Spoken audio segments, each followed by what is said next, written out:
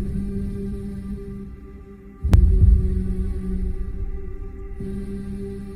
I couldn't breathe without you. I'm inhaling. Thought I couldn't see without your perfect vision. Thought I couldn't last without you, but I'm lasting. Thought that I would die without you, but I'm living.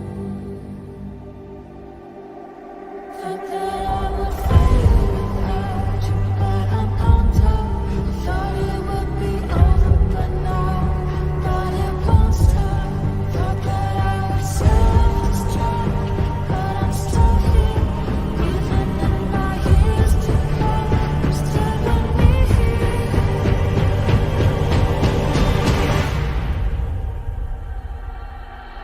I'm a survivor. I'm not gonna give up. I'm not gonna stop. I'm gonna work harder.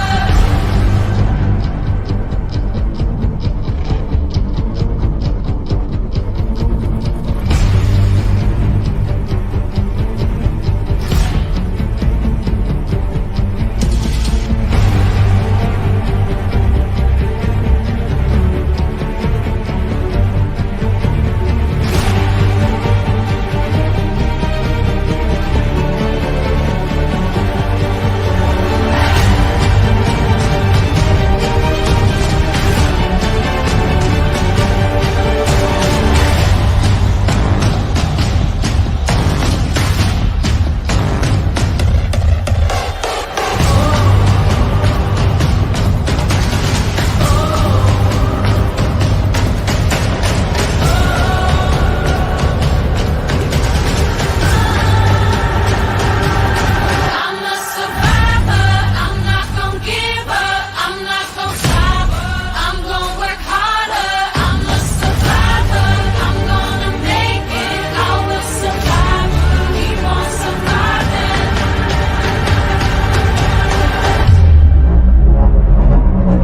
I'm a survivor. I'm not gonna give up. I'm not gonna stop. I'm gonna work harder. I'm a survivor. I'm gonna make it. I will survive. Keep on surviving.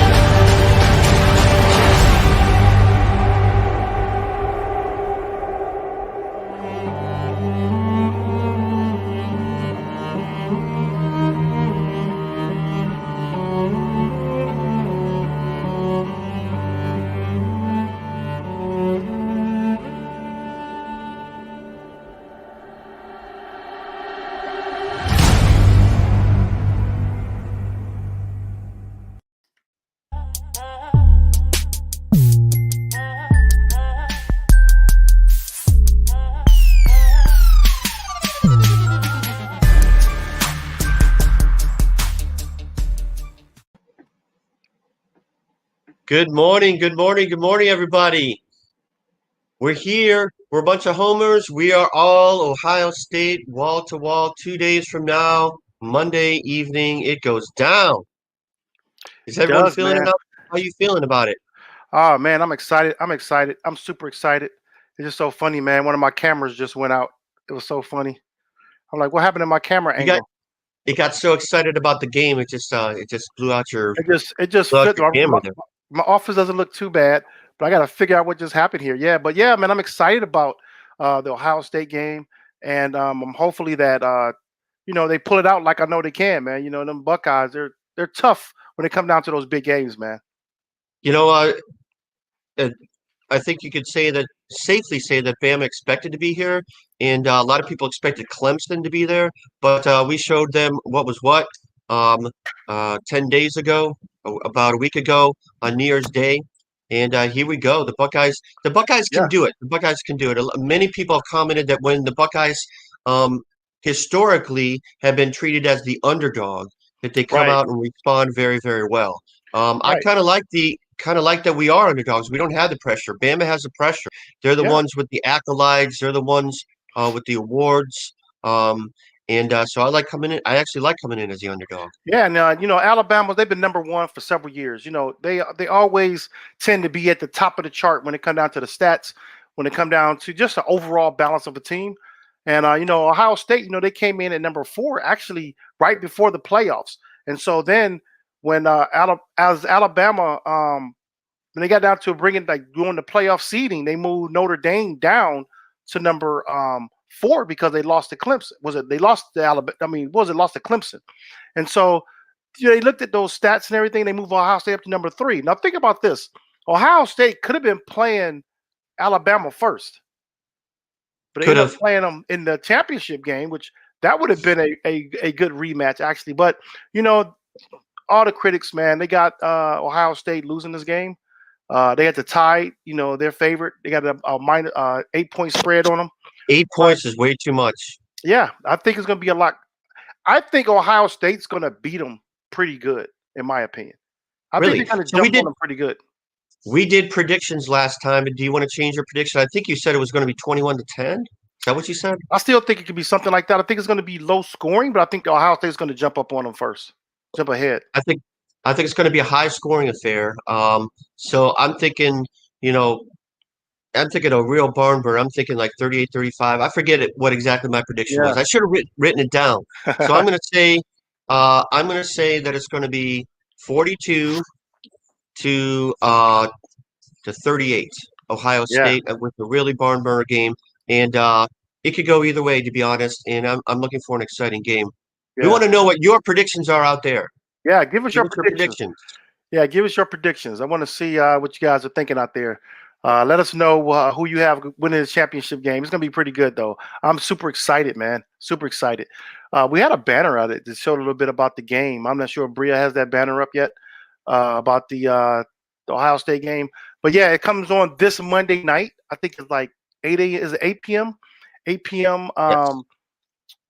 8 p.m. Eastern time. I'm not sure. I got that banner in the way there. And so, yeah, that would be that's going to be pretty exciting, man. I can't wait. I can't wait. And also, you got your shirt on. You got your shirt on. Oh, yeah, the Browns are in the playoffs. Browns are in the playoffs. Do you remember when the Browns were in the playoffs last time? 2003, I think it was the 2002-2003 season. They beat Atlanta. Do you remember it though? Yes, they beat Atlanta to get to the playoffs, and Pittsburgh got them again. Pittsburgh got them again, man. So it's going to be different this year. Now, this I think will be a higher scoring game than the Ohio State game. Really? Okay. And the reason why I say that is because Ben Roethlisberger and Pittsburgh Steelers have struggled for the last 4 to 5 weeks. Yep. We had them up last week, and what happened? We got complacent and let them catch up. I don't think that's going to happen this time because too much is riding on this. You got a whole city. That's almost like carrying the whole city again on your back. I think they feel this pressure, man, and I think they're going to stand up to they're going to meet the challenge of this pressure. I hope so. There's a lot of side issues with the COVID. They're missing a lot. The Browns are missing a lot of people with COVID, so I have concerns. I'm nervous for them tomorrow. They're playing Pittsburgh. Pittsburgh's going to be well prepared. Pittsburgh is a well-coached team, and they got Ben back, and they have some returning players that they didn't have last week. Yeah. I'm just concerned for it. Their head coach is not going to be there. He's their play caller. He's unable to call plays remotely. That would be kind of difficult. I would think it would be possible, but it would be difficult. I'm thinking the game could be messy. I'm thinking the game could be messy. It could be like a 24-21 affair. The only thing I'm really seeing missing is that they got a linebacker. Goodson is out. Outside of Goodson being out, I think the Browns can manage that because the playbook is the same.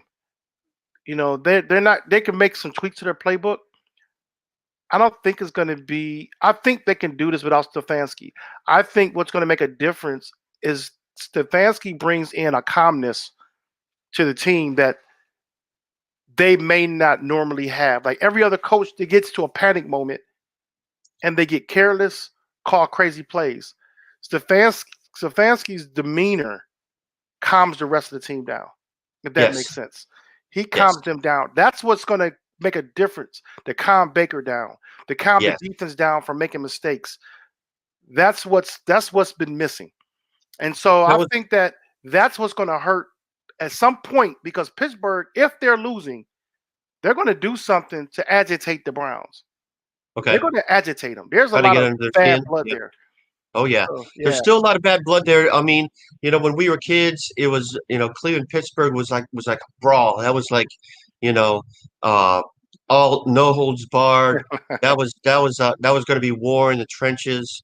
yeah, It's still like that. It's still like that even yeah, in the modern NFL. So it's exciting that we have a Browns Steelers game in the playoffs. This is I'm not sure how often this has happened. I know that we played Cincinnati in the playoffs yeah, once, or I think. I know we played Houston way back in the 80s when the Houston yeah. was in our division. We played Right, them in the playoffs because I right. remember I went to that game. But it's rare that you get division opponents playing in the playoffs like this. And so it's going to be, I think, once again, I think anything could happen. I'm not sure what to expect. My heart says the Browns. I'm going to be pulling for the Browns. That'd be really, really a good feeling for the city and for this year is to Yeah, have a Browns victory in the playoffs. My head, I'm going to have to pick Pittsburgh Steelers with my head and hope I'm wrong, to be honest. So yeah, I'm going to say 24-21 Pittsburgh with my head. So yeah, we want to hear what you guys think out there about the Browns, Steelers, who's going to win, what the game's going to be like. Give us your comments. yeah, definitely. And everyone heard about Dr. Dre going to the getting hospitalized for an aneurysm.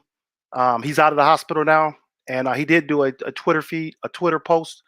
I didn't get a chance to put that picture, but I do have another picture of Dr. Dre for those who don't know what he looks like. Yeah, He's part of the former member of NWA, but he's out of the hospital. And he says, "Thanks to my family and friends, fans for their interest and well wishes. I'm doing great and getting excellent care from my medical team. I'll be out of the hospital and back home soon. Shout out to all the great medical professionals at Cedars, which is the hospital he was at, One Love."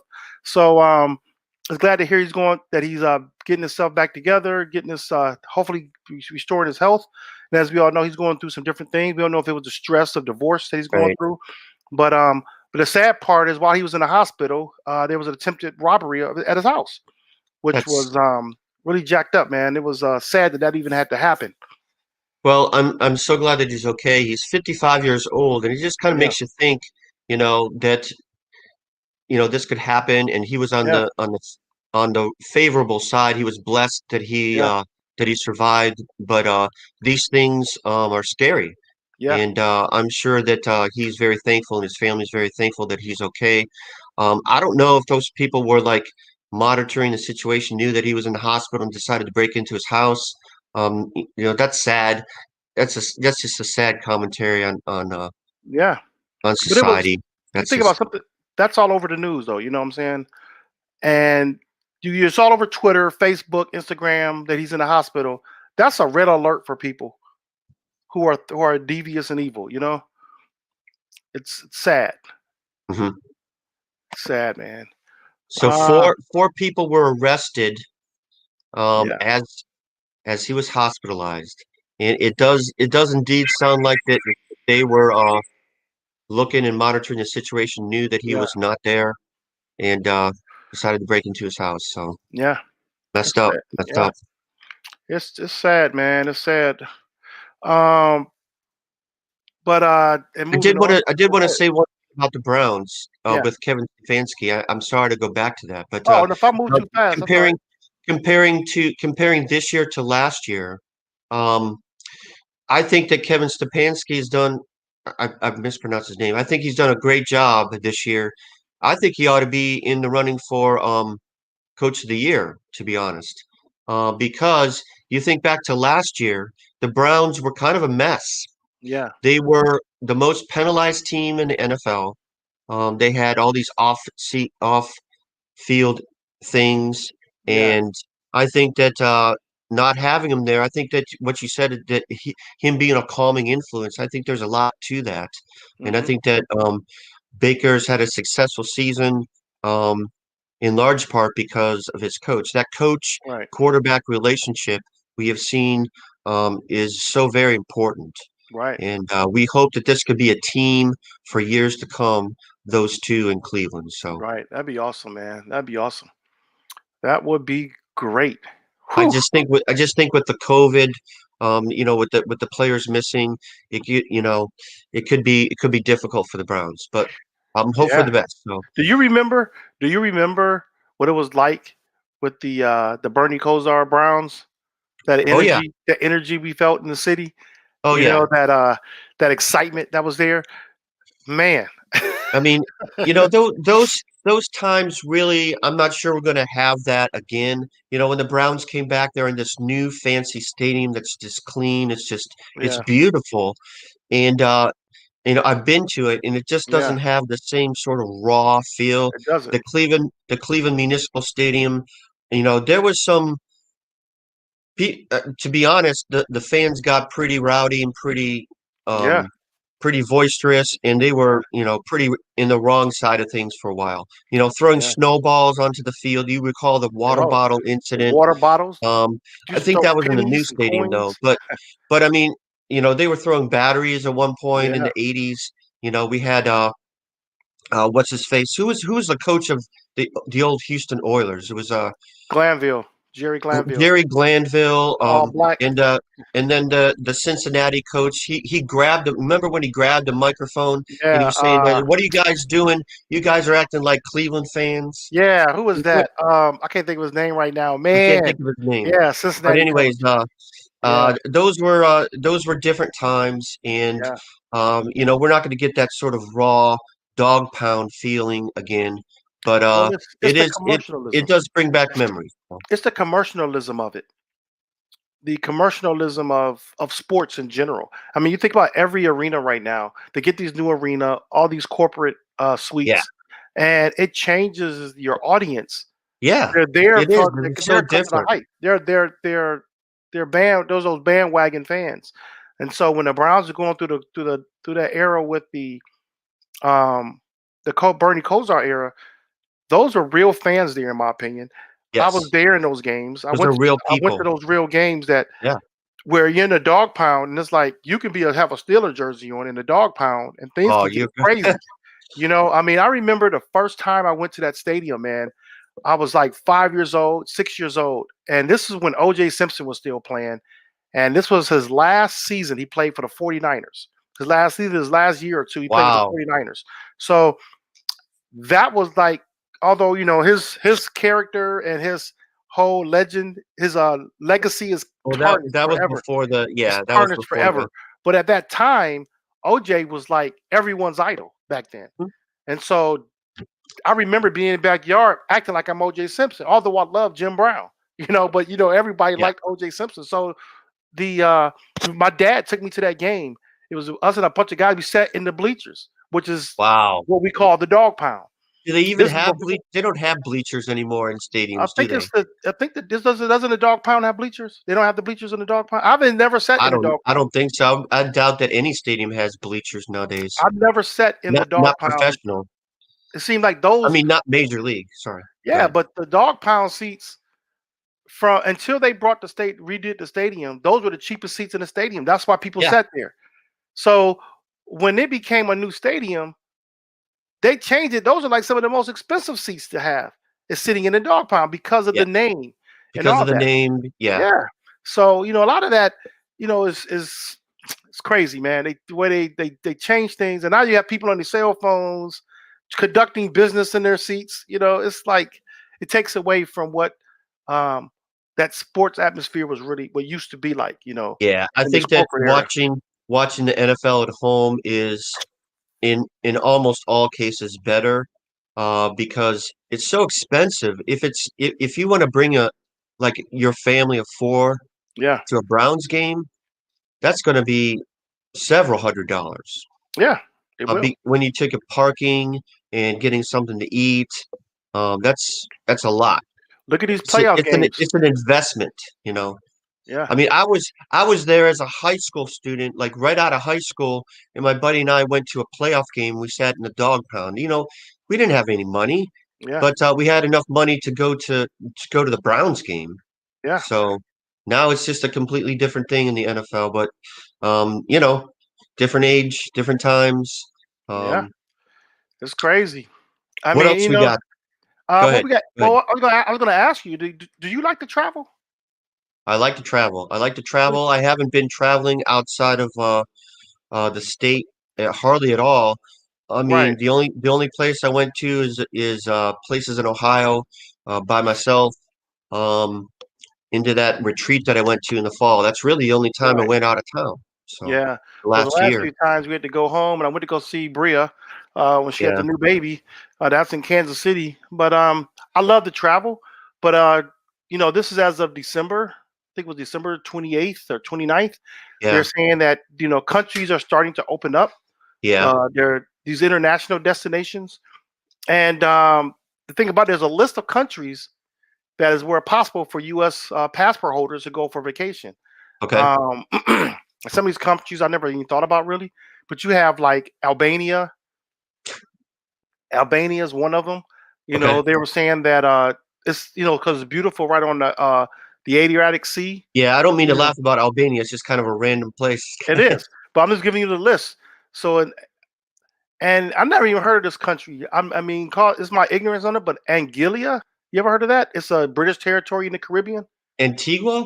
No, it's not Antigua. It's Anguilla. No, I have not. Me either, Okay. but it looks beautiful, man, from the pictures. Okay. But anyway, that's one. You're gonna be required for COVID testing, of course. Well, yeah. Um, Okay. and then you have, you know, um, Antigua, and you ever heard of Barbuda? Not Bermuda, No, Barbuda. not Barbados? No, Barbados? Barbuda. No. Exactly. I'm See, learning something new today. right. So it's Barbuda, and it's another Hey, country. It's an area that in the Caribbean it that people sounds can like go and these travel. places really, really want you to travel and they depend on tourist dollars. Yeah. And the thing about it, it does open your eyes up to new places because some place like a Barbuda that we don't know too much about may Maybe, not. hey, let's take a Their trip there. COVID numbers were probably never high because Yeah. they didn't have any Yeah. Americans and Europeans Yeah. going there, which brought, if you think about it, the United States and Europe pushed the largest numbers of the virus, and Yes. they kept traveling. So Yes. then you get the Bahamas. I've been there a couple of times to the Bahamas, and Yes. then In the you got Bahamas. Bangladesh, Barbados, and one of the places I want to go, man, is Belize. I want to go to Belize. Belize So is it's known for its jungle wildlife and diving. yeah, Belize is a nice place, but I know of several people that have been to Belize, some on mission trips kind of thing. But Yeah, Belize sounds like a nice place. I think that there's something to now that we know more about COVID and now that we can take precautions, and I think some of these island nations that really do depend on tourist dollars, if they can open back up and if they can do it safely, then why not?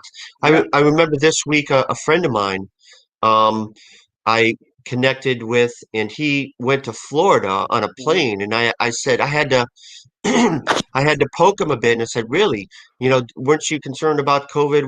Aren't you concerned about the spread and contributing to the spread and this and that? And he was like, well, I followed all the rules Yeah, and I did it. And I said, well, okay. yeah, But that's in Florida, that's in the United States. yeah. Some of these places that are kind of out of the way, maybe it is okay to do that. Their numbers Um, are lower. The numbers are lower. yeah. I mean, like, think about it also that some of these places, like Belize, you have to do a download the app, and it's a PCR test, So, for to see if you have COVID. okay. But if you get there and you don't have the app, you have to be tested upon arrival. It could cost you $50. So Then you that's interesting. So that's a question that I have. So once you mentioned COVID testing, is that when you arrive to these countries, like right off Yeah, the plane, they most give you a likely. swab or something?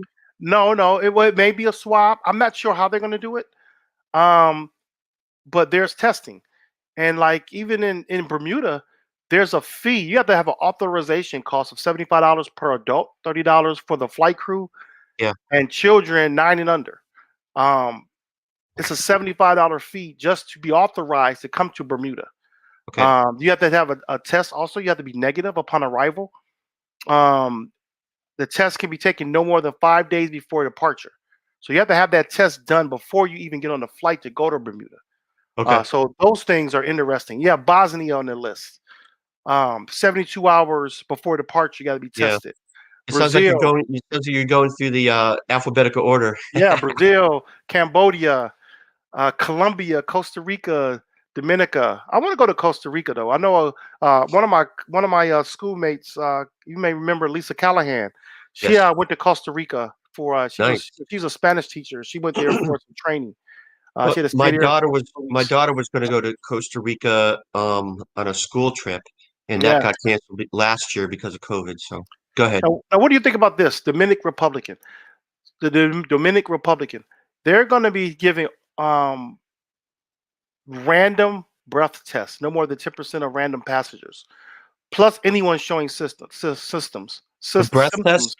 So if Okay. it's random, that could be a problem because those that get tested and those don't may feel discriminated against. Why were they chosen? You know what I'm saying? We're When talking it's about random. that doesn't seem to make a lot of sense because it's either you should test everyone or Exactly. not worry about it because testing randomly, that sounds like a drug test. I mean, Now, go ahead. I'm sorry. Go ahead. I mean, drug tests are random because you don't know if you're going to be chosen. But if you really want to keep your country safe, then you should do everyone.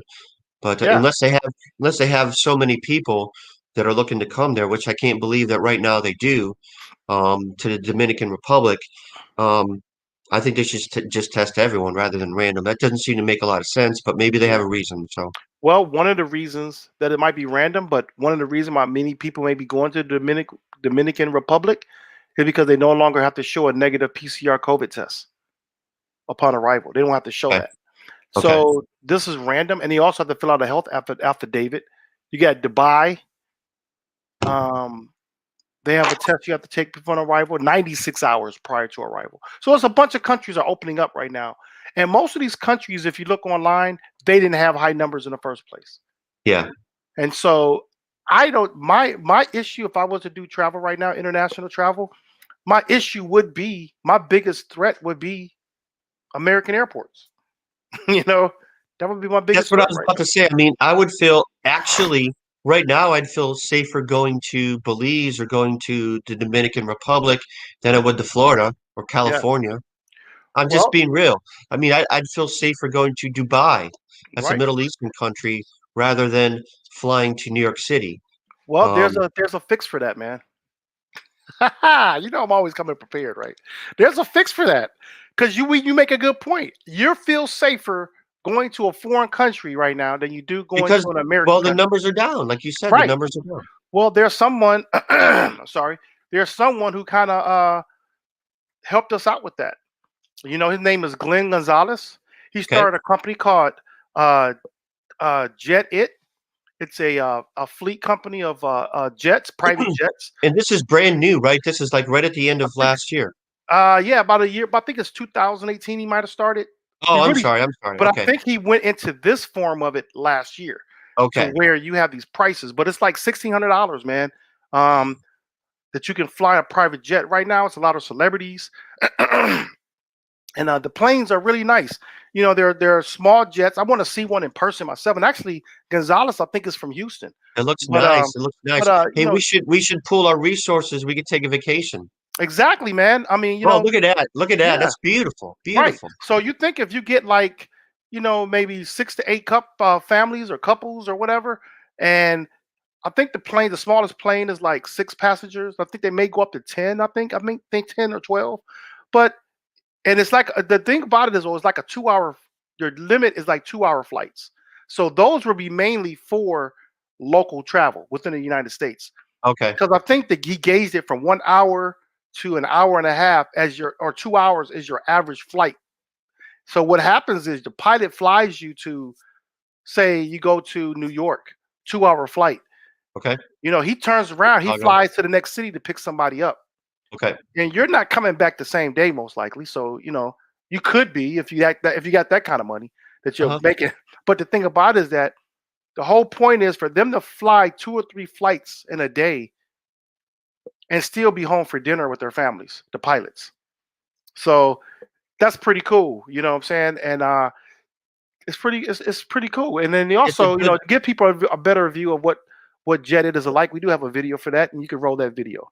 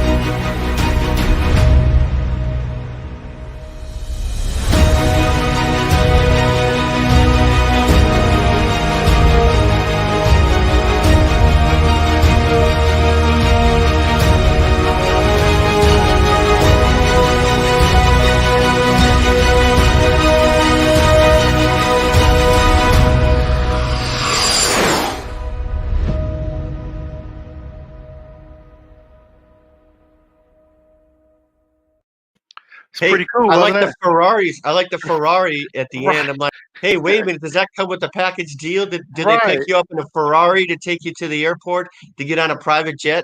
I'm down for that. man. They Hey, have let's you see put the our ones? resources together with with four families. If he had Yeah, four couples or four families, that's $400. right. If you want to fly somewhere for $1,600, I mean that's a lot to do just yourself.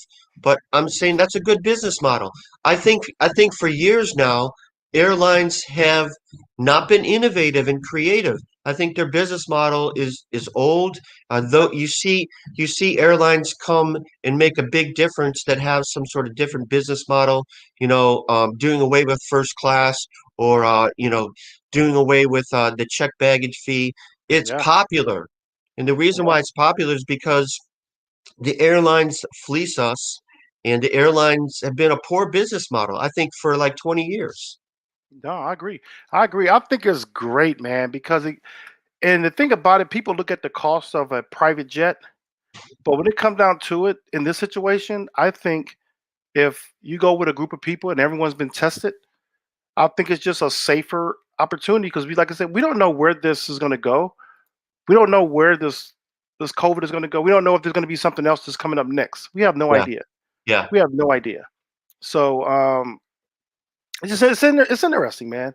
And I just happened to find this guy last night as I was doing my research and prepping for the Okay. show, and I was I'm like, glad you wow. did. Yeah. And it's a minority-owned business. He has, I mean, his clients are like professional golfers. Brett Favre is one of his regular clients. People like that. So Yeah. um, we can get into that area of service, of getting, of acquiring that kind of service Yeah. when we group up as average people. So I can't Yeah. afford it by myself, you know. No, I So mean, we got to get you and a couple other people we know and take a trip. yeah, we can do that. We can do that. In the age of COVID, when the airports are a crowded space, an airplane is a crowded space. Yeah, So it's really not safe for COVID. So yeah, normally, private jets have been much maligned as far as, not environmentally friendly. But in this case, it's probably a safer option for people. And yeah, why not? Why not yeah. take advantage of that? If you guys are out there, if you guys would you do this or not? And then where would you go? Where would you plan your COVID winter, like in this month, next month, to get away? Where would you want to go? Is it Bermuda? A Is lot it of some places. is it some Caribbean island? Where would you go? Yeah, yeah. We You want to got hear from you Peru. guys. You got Peru out there. South Africa's out there. Uh, Saint Lucia, Saint Martin, Hmm. Tanzania. It's like so many places, man, that people can go venture out to. I mean, I like going to new places. Turkey. And I never looked at uh, Croatia as being a place I would like to go visit. I'm like, Croatia, really? But if you remember Jamila Hill from ESPN, Yes. her and her fiance went to, or her husband, I think she's married now. They went out to Croatia last year, and she threw some random pics up on Twitter that I saw, and it was just beautiful. Just the mountains that they had were just beautiful. And I'm like, I'm thinking Croatia. I'm Yeah. thinking back during the wartime of, Well, yeah, we're thinking, when we hear Bosnia or Croatia, when we hear those places, we think back to the 90s yeah, when there was a civil war there. yeah, Um, and that's probably not fair. There's probably a lot of nice things to do yeah. in I'm sure. Croatia. So So with you with do the with the way, same thing with the boat charter, Jeffrey says. boat That's charters, true. really? Boat charters are Yeah, probably cheaper too. yeah. You think about it, yeah. But what type of boat would you get that would take you? How far are these charters going? Are they like cruise ship charters? I mean, imagine you could catch a ship in Florida and sail into the Caribbean somewhere. Ah, that would be pretty good. That So would be good. And you ever heard of Viking cruise line, the Viking yes, ships? yes, But I think most of them are over in the like going east, like Europe and doing the around Greece and places like that. But it'd be awesome, man.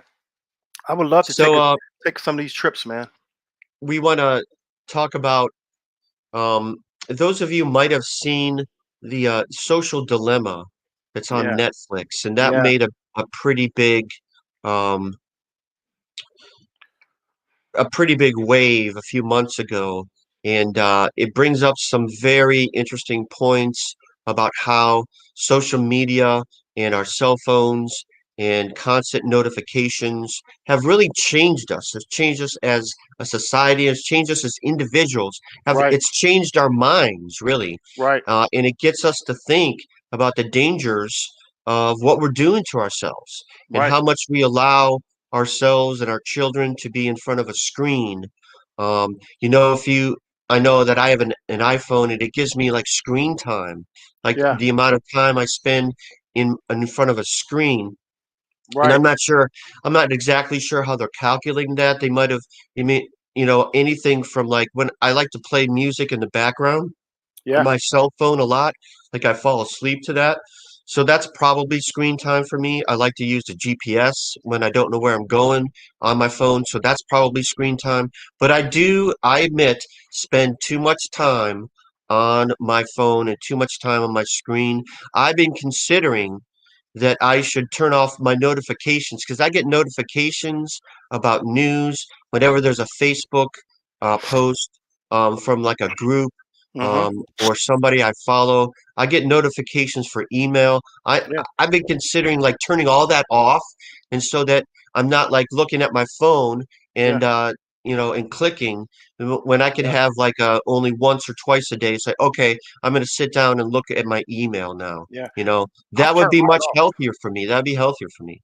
I've turned mine off. I started turning my notifications off last year because I had three group me accounts. I mean, three group me, uh, s- different groups of people I was working with the group me, and I had to cut them all off because it was like three groups of people pinging me at the same time.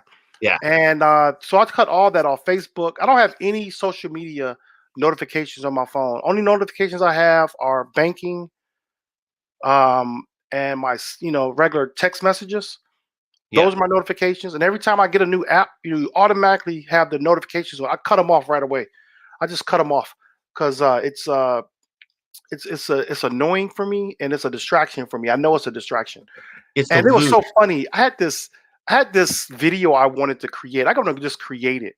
And I know like my wife would tell me sometimes like, put your phone down. So I want to have this video of you have a picture of the phone and the side of my face looking at the phone. And then you have the caption. You have the caption say, will you Put put it your down. phone down? You always Put it have your down. phone. Put your phone down. And then I want to have another split screen with the phone face down, like on a couch or on the table. And then you have the caption, I can never get a hold of you when I need you. Because someone is saying they can't get a hold of you. Well, you told me to put the phone down. Yeah. Yeah. Something that, because it's just hilarious. It's a catch 22 because it's part of our life. But the thing about social media, 3 billion people, around 40% of the world's population use online social media. And we're spending an average of 2 hours every day sharing, liking, tweeting, updating on these platforms, That's easy. according to some Easy two reports. hours. Yeah. And that breaks down around 500,000 tweets and Snapchat photos shared every minute. Think Woo. about that. Wow. 3 billion people at one time. Can you imagine technology is able to handle the bandwidth now globally. Did you remember a time where something would happen, everybody get on their cell phones and their cell phones would go out? Hmm. Well, that's if you notice that started happening again recently. And I think what was the issue? It was just recently the cell phones went out. Was it during they said during the chaos at the Capitol, the cell phones went out for a brief moment. Really? Yeah, I See, saw I didn't some. hear that. Now there's a conspiracy theory around that, but I'm not even Of going to go course into that there is. Of part of it course there is. because I don't know too much about it. I just remember that was a talking point that cell phones went out and people couldn't communicate. But to know that that the stress level that people have with cell phones, say 1,800 people, 1,800 people, women reported being more stressed than men.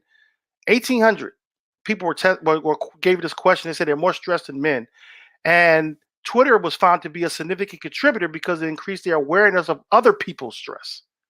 So Yeah. when you see something, it affects how you look at it.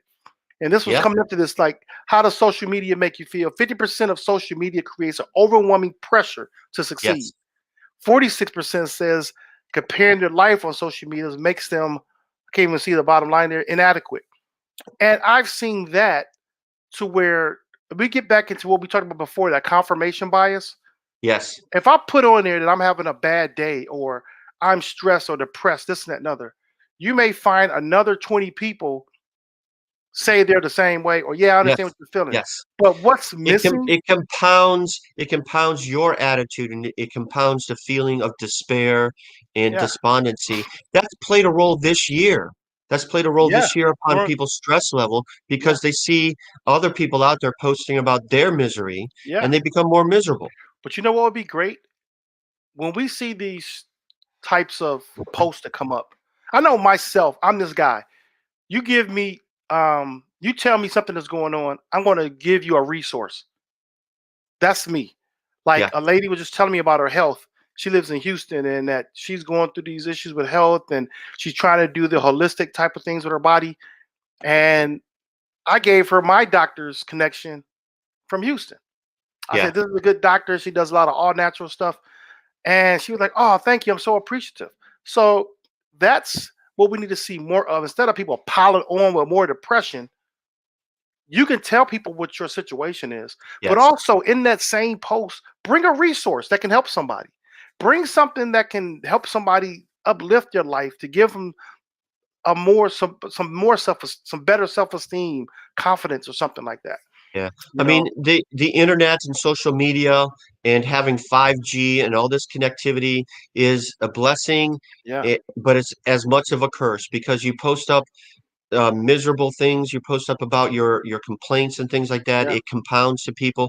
When you yeah, post up good things, it makes people who do not have those things feel bad about themselves. Like maybe they lost a spouse, and yeah, you're posting up about how much your marriage, and you just had your anniversary and this and that.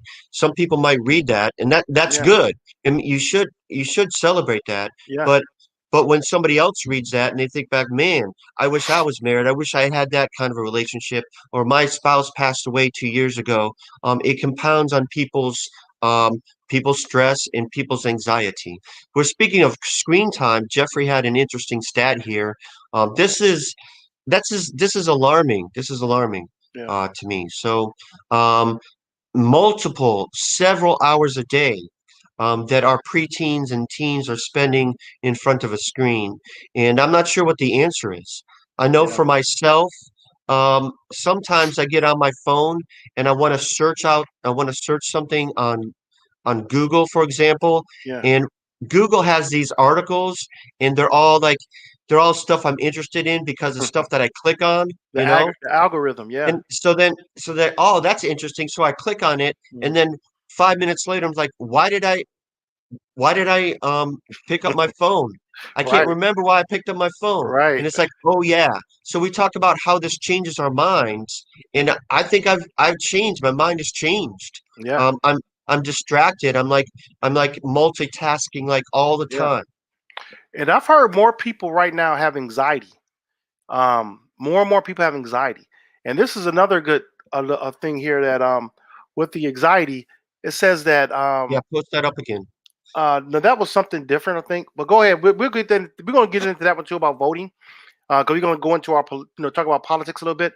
But a Okay. study published in the Journal of Computers and Human Behavior found that people who report using 7 or more social platforms were more than 3 times as likely as people using 0 to 2 platforms to high levels of general anxiety symptoms. So the more platforms, so if you go from Facebook to Twitter to Parler to Snapchat to Whatever. Instagram Instagram, to your sporting apps to wherever you're at, Snapchat. Yep. Snapchat, your news app, whatever you're going to, your just that those chemicals in your brain are just all over the place. Yeah. They're all over the place. They can't have the So depression is the same thing. But I can't go ahead. I can't leave this topic. We can't leave this topic with not to jump to politics all of a sudden, but Donald Trump has been banned from Twitter. Yeah, And then just yesterday, several hours after this, I was listening to a story on YouTube because I follow several YouTube channels. Speaking of Mhm. social media, and they were saying that for some reason they can detect when he wants to use someone else's account. I think he tried to use a POTUS account or something like that to tweet. So he's Yeah, like a little child. He's like trying to find a way that he can still tweet his yeah, favorite social media tool right. to reach the public. And he's probably, you know, not knowing what to do with himself now that he can't tweet. What Yeah, is he going to do at 2 in the morning? oh, man. What's he going to do Yeah. now at 2 in the morning that he can't He's gonna tweet? send a text message to somebody. They're gonna tweet it for him. It's gonna be something goofy. It'd be something goofy like that. But you could bring up that Bria. You can bring up that picture of some of the stats about a voting. And this is something that we already knew. We saw this developing during the Obama era. When Obama ran for president, that was one of his biggest pushes for his campaign was social media. Yes. And you think about it, it was great. It was innovative at that time. And then we see how every time you bring out something that's innovative, somebody else advances on it. So the Trump campaign advanced on what Obama did with social media. Yep. And it became a point of, because think about it, it was really, if you think about it, although we thought it was annoying, it was genius of him to use Twitter as his platform. That was genius. You think about it. You Yeah. don't have to go through Yeah. anyone I admit to it as write, much as I hate it, as much yeah, as I hate his Twitter account, but yeah. because you don't have to go through anyone who wants to. You have to write out your comment or your memo, send it to your whoever you're going to send it out. They have to put it to the press, and it has to be put on the news. Mhm. That's too much time in our Well, impatient society. he said over and over again, and this is when he was first running and when he first became president, that he can communicate directly to the people because of Twitter, because Yeah, of what you just said, yeah, that you have to issue a press release or have a press conference, and then it's going to be going through some sort of third party, and they can twist your words however they exactly. want to. He They does can it himself. report, and not take things into context. Yeah, So in that regard, I agree with him that yeah, you can communicate directly to your people, um, but I think he abused it. yeah, Obviously, he abused it. So yeah. It abused it, and it became actually a tool of division more so than a platform for presidential statements. It was a here's a question for you. Do you think it's a violation of free speech that these people are being banned from social media? Is it some sort of censorship? I think it's going to backfire. Oh, Um, okay. and only I would have to say it has to be a stipulation. He says they have to be more clear in why they ban people. If it's a threat, if you're if you're putting out a clear threat, Okay. like you've seen some of the Trump supporters who put out clear threats on their social media about killing somebody or these people should die, Yeah. cut their heads off. That That's a that should be threat, banned. That should banned. be But he never really did that. He said things, but he never really said anything that would be considered a violation. But we okay. know it was a violation because we know what the intent was behind it. Yes. So when I say it could backfire, I give the church an example. The church could be a prime example. Okay. You ban people from, like in Trump's situation, from social media. Okay. You have Biden in office. You have a lot of progressive people who do not like any type of religious background, any type of religious platforms. Yes. They're totally against it. You get somebody in office who's totally against that, or has the influence, or the money influence, that can go and say, I can say something like, Trump says he's for the church, but his action shows he's not for the church. Right. Right. We've seen plenty of posts like He's that. I do. then I you have see a people lot of calling then you lot have of people stories. calling him the Antichrist. He's the Antichrist. Yeah. What if they say, we're going to ban you from the internet because you're bringing the church into this, and we don't want the church in this, or Well, whatever the case may be. it can be a slippery slope. Yes, it definitely can. I hear what you're saying. I mean, I don't think that it's a violation of freedom of speech because Twitter's a private company. private company. No one's stopping you from going in the public square with a bullhorn and saying whatever you want to say. Um, that's freedom of speech. This is, we don't have a constitutional right to tweet. We don't have a constitutional right to post on social media. Some Yeah, people act like we do. That's a form of entitlement, right? that's a good idea. We think we could say whatever we want to say, and there won't be any repercussions, and there won't be any people who there won't be any let's say complications because of what you say. I mean, the there's consequences. Yeah, There's I totally agree. consequences to the words that we use. There's Right. consequences about when a leader uses the kind of inflammatory speech to rile up his base. Right. No, you're right. No, you're absolutely right. I just had a like a visual that just threw me off, right? So you remember earlier I said one of my cameras went out, right? Yeah. Okay, so the camera had me doing a shot toward this wall, this closet over here, where I had more of a all white background. Now you see my junky desk, my speaker turned backwards. So I had to turn that way for a reason. I'm not even going to that. Then I got some of my soap in the back that I was working on. But the killing point, you see that shelf right there behind me to the left? Yeah. Do you notice that the inside is the wrong way? It's supposed to be No. white.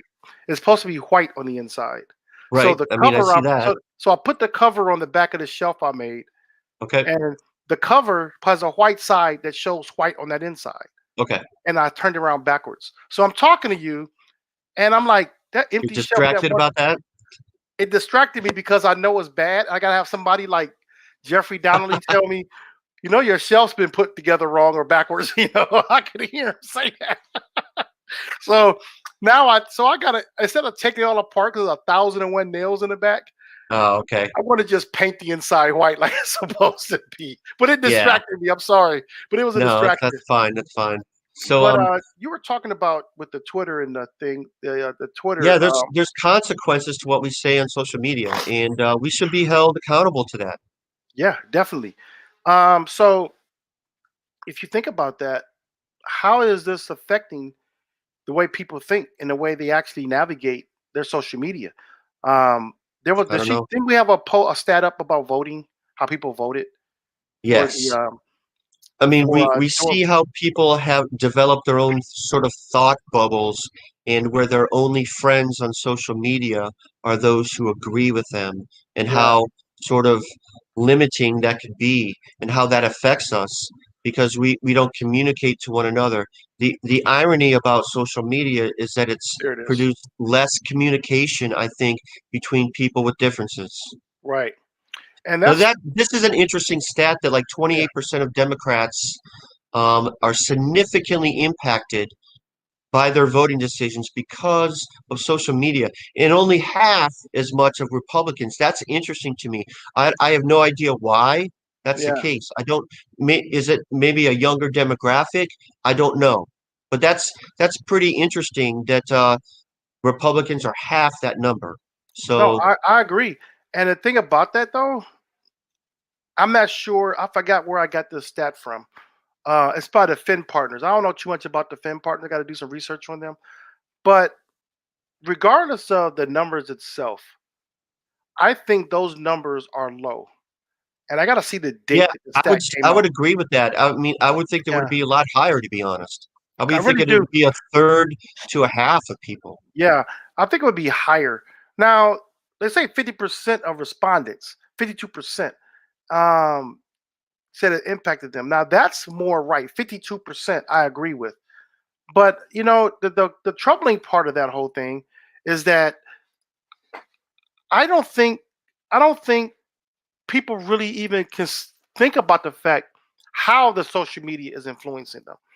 Now, I know for me personally, um, when I was looking at the election for this year, I looked at social media more this year than I have in the past Yes, because I certainly have. I was voting in some things here in Texas with people I didn't know anything about. Okay. So I had to do some research on them. And then even here locally, um, I want to get to know who's actually out here running our city. And so I did it more than I have in the past. Yeah. Before, when it came to social media, I would do other research and then post something stats about it. I mean, Okay. I brought some things up about everybody that got kicked out of the President Trump's cabinet over the past 3 years. I brought the old picture up I put up of people that I said that weren't going to be there that are dangerous, like Sessions, Steve Bannon, Stephen Miller. These were people Yeah, that I had these people that back are then. Steve Bannon has been banned. Um, Yeah. So go ahead. it's I'm just saying it's just kind of it's going to social media is not going nowhere. It's going to be our source of information. The Yeah. thing about it is that we have to start vetting better. Like people say, who checks the fact checkers? No, you don't have to really do it that way. What you do is you get yourself a book out. Go research from a written document. If you want to talk about history, there's documents that was written throughout history that you can bring Okay. those documents up. Yeah. So you can do some cross research without fact checking from another social media platform. I think that in this day and age, in order to get people motivated, in order to drive voter registration, in order to inform people of the issues, I think that social media can play a very positive role. I think that we saw that in Georgia.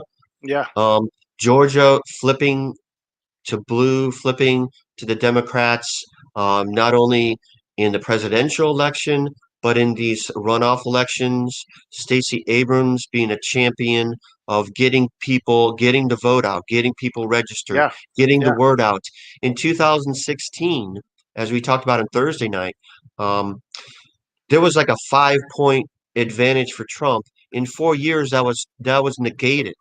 yeah, I think that's pretty remarkable, yeah, and I think that social media played a big role in that, getting younger people out, getting people of color, getting people of diversity. I mean, we had a Jewish man and an African American minister elected yeah. to the United States Senate Right. in Georgia. Yeah, That's historic. yeah, This would have been the story of the week if it weren't for the riots. yeah, I think this is very significant that the Democrats have the presidency and now both houses of Congress. This is going to, I think there should be pressure. They might feel relaxed. See, this is looking back in the Obama presidency. I think that Obama relaxed too much when he started with that 2 years when he had both houses of Congress. A yeah, lot of things could have been done that weren't done. I think that yeah, Biden should have his feet to the fire. I think that he should come in with an agenda ready to go and try and get some things done while they have an advantage because it could easily be taken away in 2 years. yeah, I mean, statistically, historically, that's what happens. Um, 2 years, there's usually a rebound, and the opposing party usually has a resurgence and does better in those midterm elections. it's So gonna be hard this time it's going to be harder, you think? because the Republicans are so divided. So do you think because the Republicans right now are divided or seemingly divided between the Trump camp and the ones who have now jumped ship, the ones who have sort of distanced themselves from the Trump train, do you think that's an advantage for the Democrats that we can sort of get some of those people to vote for more progressive bills, more democratically leaning uh, reforms, or do you think they're going to be still obstinate and they're still going to be trying to block everything that Biden tries to get done? What I don't think is gonna be an advantage unless they take advantage of the situation because what typically happens because they know that the Republicans are divided, Democrats may relax. They think, well, we have this. And see, Yes. that's what happened. And the difference with this administration and Obama administration was that Obama took his time to not offend people.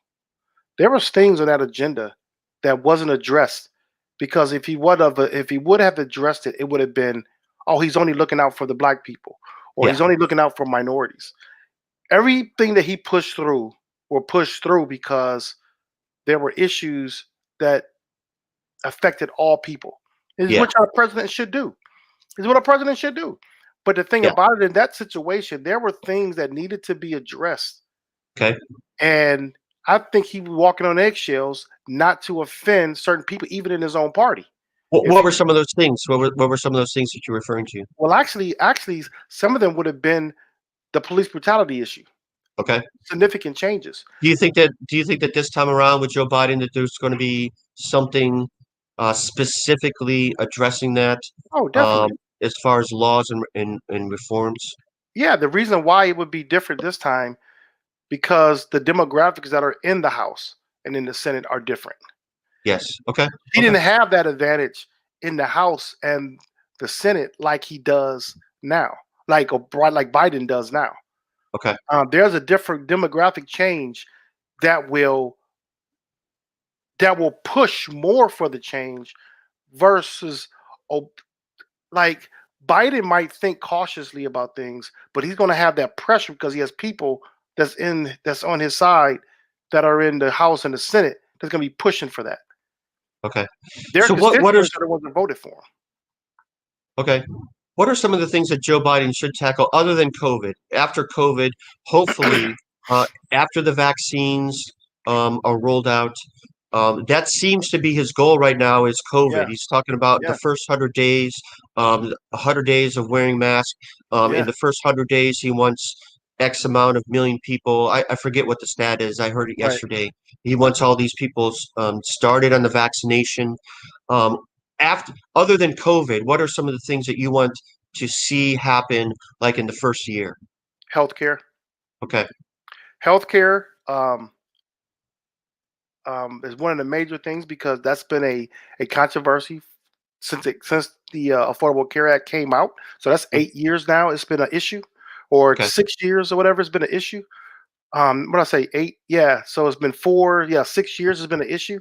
So I feel that that has to be addressed. Okay. Um, again, criminal justice reform has to be addressed. Okay. I think also within that police reform, you have to have some type of tracking system of officers who are not fit to be in that position. Okay. Um, this obvious that is there. That's nowhere near all the officers.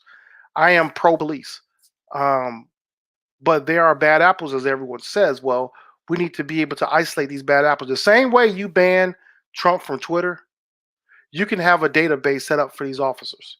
Mm, You yeah. should not you Yeah. should not be able to go from one I like that jurisdiction to idea. another one. I like that idea. There's no reason. And then I wish I had thought about this today. I didn't think we were going to hit that topic right there, but That's all right. if Well, we had brought we up, can talk about this in future shows, but yeah. yeah, but there's a video with Roland Martin talking to the Columbus mayor, and in that Oh, video, and the thing about it that with mainstream media that annoys me because I've always said mainstream media is based on power and dollars.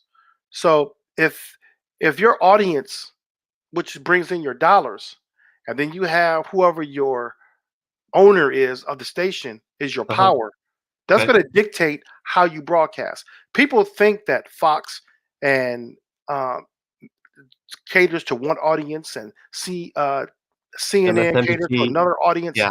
Well, actually, it's the same audience. Look at the You think so? demographic. Look at the You think demographic. so? Look at the demographic of the audience. And I Hmm. always told you that commercials dictate who your audience is. Oh, yes. Oh, So yes. it's not about ideology.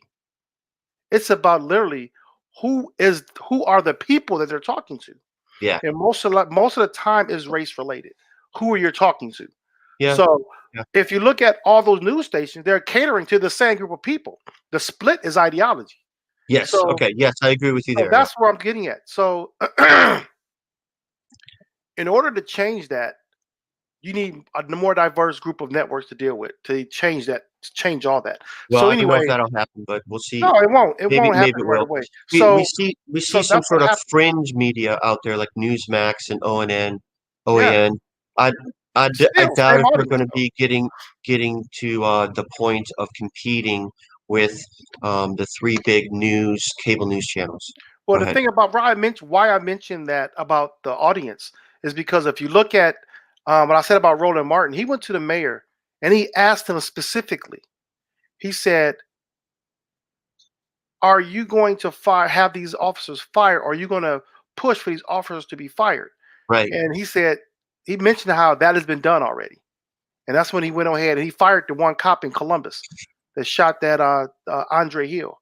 And then he said, like the Tamir Rice situation, the officer was able to move to another city in Ohio and get hired. He said, should there be something to block that? He said, absolutely. You don't hear mainstream media ask those type of questions. They don't ask the direct questions. No, they don't, because they don't want to offend. They want people to be able to come on their show. They want to be, their show depends on having these types of guests to come on and interview. I mean, I just, for the life of me, it's the audience. Well, that's true. Think about it. You're not offending the audience. If you say that, because most people do like cops, they do want good policing. But if you say, when you talk about somebody having their job taken away, that's saying that's okay. You're asking the mayor something that the mayor already knows he should be doing. You know what I'm saying? He asked him, do you think the officers should be banned from working in another jurisdiction? We all know the answer should be yes. So for the life of me, I cannot figure out if I'm a police officer and I was involved in a controversial issue and I was in the wrong, I can't for the life of me figure out why, if I'm applying somewhere else, that they wouldn't do a background check and find that out about you. Well, that's not the case. The thing about it, they're fired, but they wasn't convicted of a crime. If I were to go to any job out there and there was something on my resume, they're going to ask you, why did you leave your last position? Yeah. So but I don't get it. I don't get it. Because the courts ruled you're innocent. You got an acquittal. Crazy. You get an acquittal. So that's the protection that they have. So anyway, that's, like I said, that's a whole other show on that one. That's a big topic. But that goes back to why politicians aren't put under pressure to make a good decision. And this is where I think media can be a positive by putting pressure on elected officials and saying, are you going to fire these guys? Yes. And then they have to do it because the eyes are on them. Yeah. These are things, I mean, that goes for anything. That was the whole thing why Republicans jumped ship, and we'll get on that one, is because they were pressured with a question. Yeah. That's rare that you see that. So that's okay.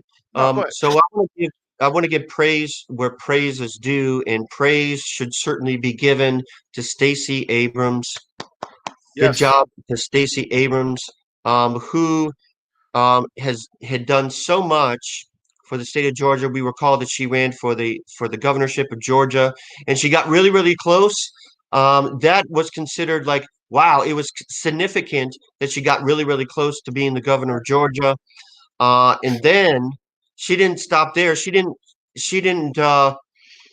sometimes defeated politicians kind of fade away before they decide to try again or do something else.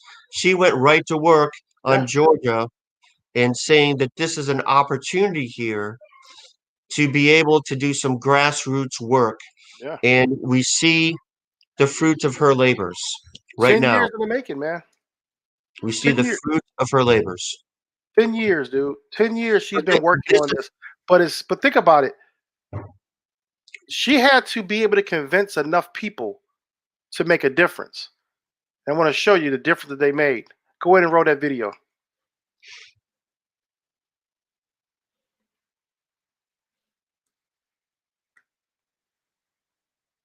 I don't know if you see the video, but it was he's working. The table about to turn. The table about to turn. In the general election, I showed up early to vote. I drove miles and miles to the closest poll. I drove those miles to use my voice. For us. And I'm not alone. Our job isn't finished yet. This ain't the 1960s. This ain't the Atlanta y'all used to know. We took the bus. We walked in the rain. I'm not leaving. You're not leaving, so I'm done. I'll wait as long as it takes. They closed our polls, but we knew their game. And we did whatever it took to get there. With a new dream, we kicking out the old regime. Liberation. And our voices will be louder this time. And come January 5th, We vote. Voting like our life depends on it. We are writing the next chapter of Georgia's future. We all will rise. Because on that day, Georgia will tell America and the world. we are here to stay. So Hey, that was great. That's how That was she great. I was. loved it. she was able to convince people. Now, Love it. this is a question I have for you. Yep. Go. The majority black community voted for the Democratic candidates in that Senate runoff. Republicans look at it, well, you know, the Democrats are fooling you guys. The Democrats are going to set you up for failure Right. and all these Right. things. Well, if the Republicans would make a push like the Democrats did for bringing in the black vote, it would have made a difference. If you had made that push, and not only that made a push, but had policies to make us want to come in your direction, it would have been better for you. And that's Well, here, because the black vote has pushed politics for years. And the thing about it, the reason why they don't vote all the time because they feel their voice is not heard. exactly. They That's felt why. defeated by the purpose, and they felt like they didn't have any representation. You know, they take away polling locations, and so it's like, well, I gotta wait. I gotta drive an hour. I gotta wait hours in line, and it's just like this doesn't work. This doesn't Yeah. work for them. And despite all that, um, they got it done. And here's the thing. Here's the thing. One of the quotes that was in the video, it's like, we are on to their game. I think Yeah. that's what is that what she Think said? so. We're on to their game. We see what they're doing. Yeah. So you can't try and appeal to people of color or whoever it is, and then at the same time take away polling locations, Yeah. gerrymandering your way to false majorities that Yeah. you normally wouldn't have in state legislatures. All that, they're on to that game. They Yeah. see it being done. They saw they saw mailing locations being ripped up on the Yeah. streets. Yeah. They saw mailing bins being ripped up on the streets, you know, and taken away.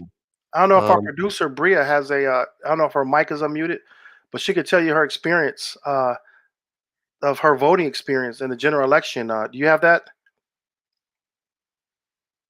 I don't know if there's I'm not sure if she want to be on camera now, but you can. I think you can still unmute your mic.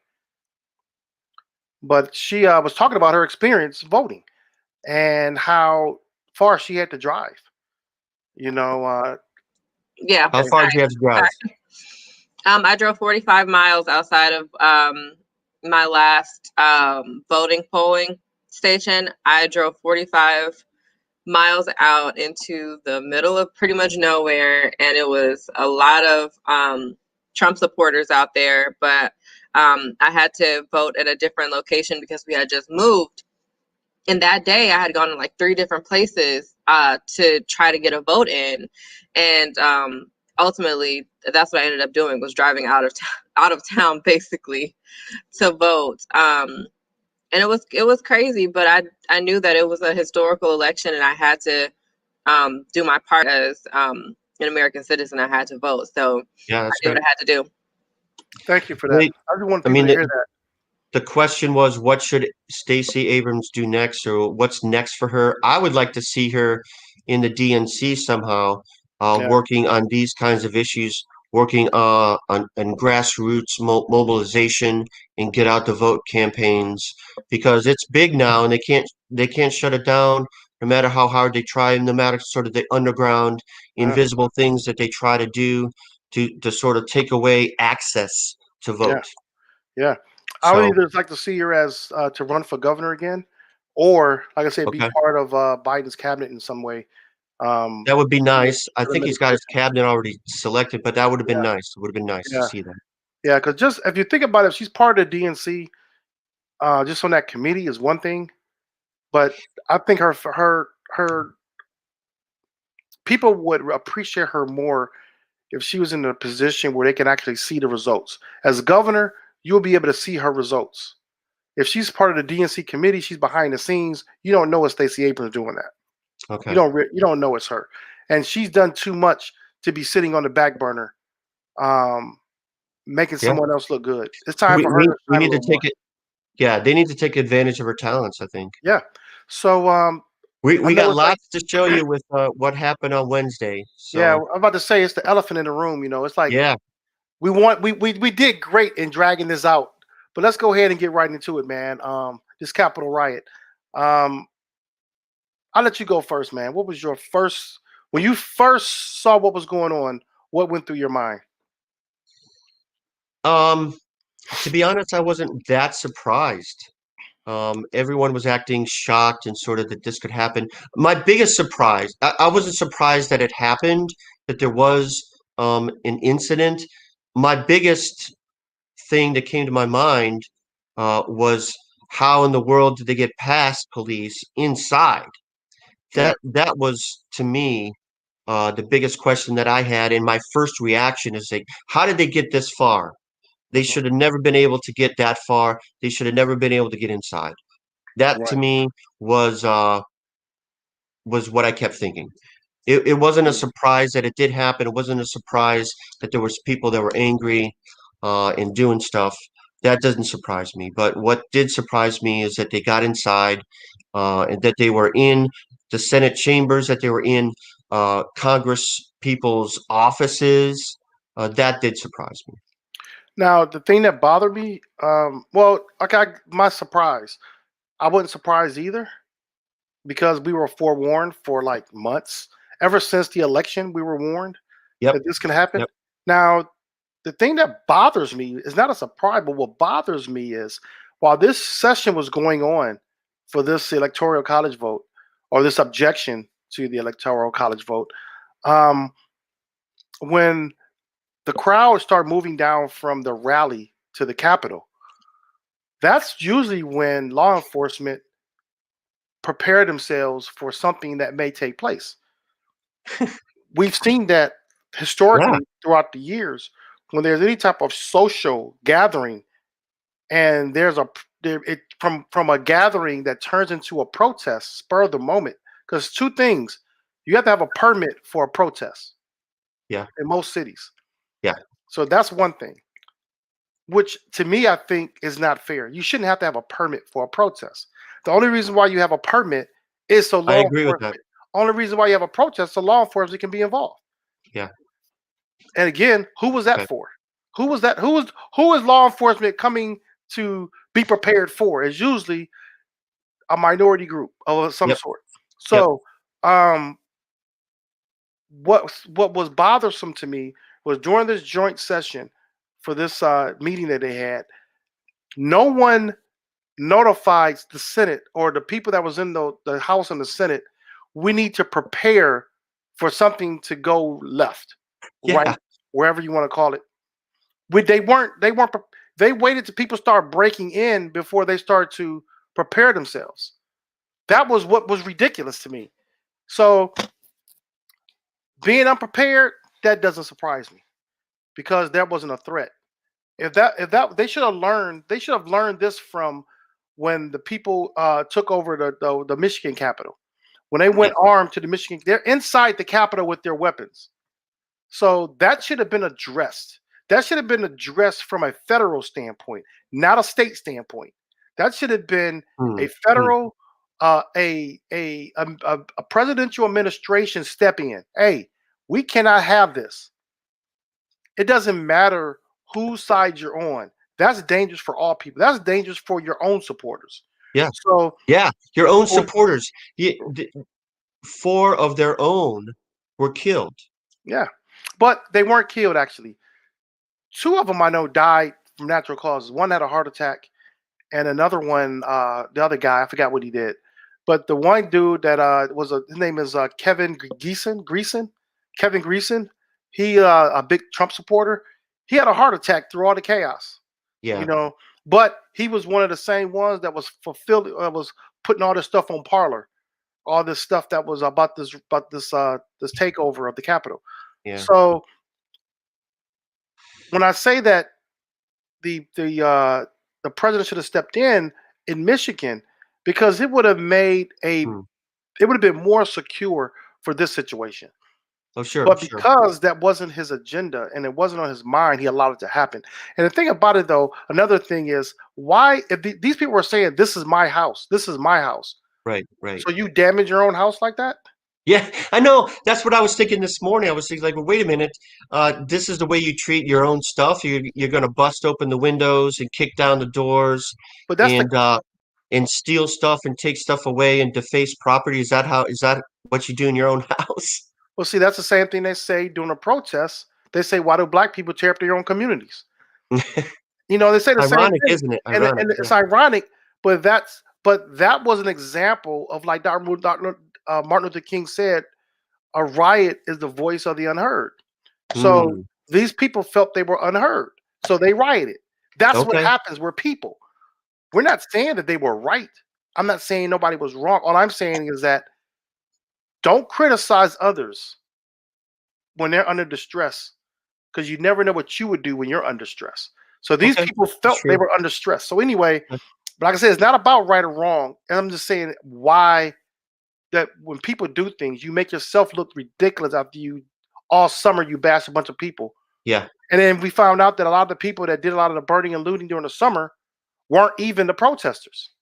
Yeah. A lot of them were Yeah. Trump supporters that were doing this. Yeah. So we have video of the destruction. We of- should have been all over this. They should have been all over this, and they should Yeah. be all over this now. They should. Yeah.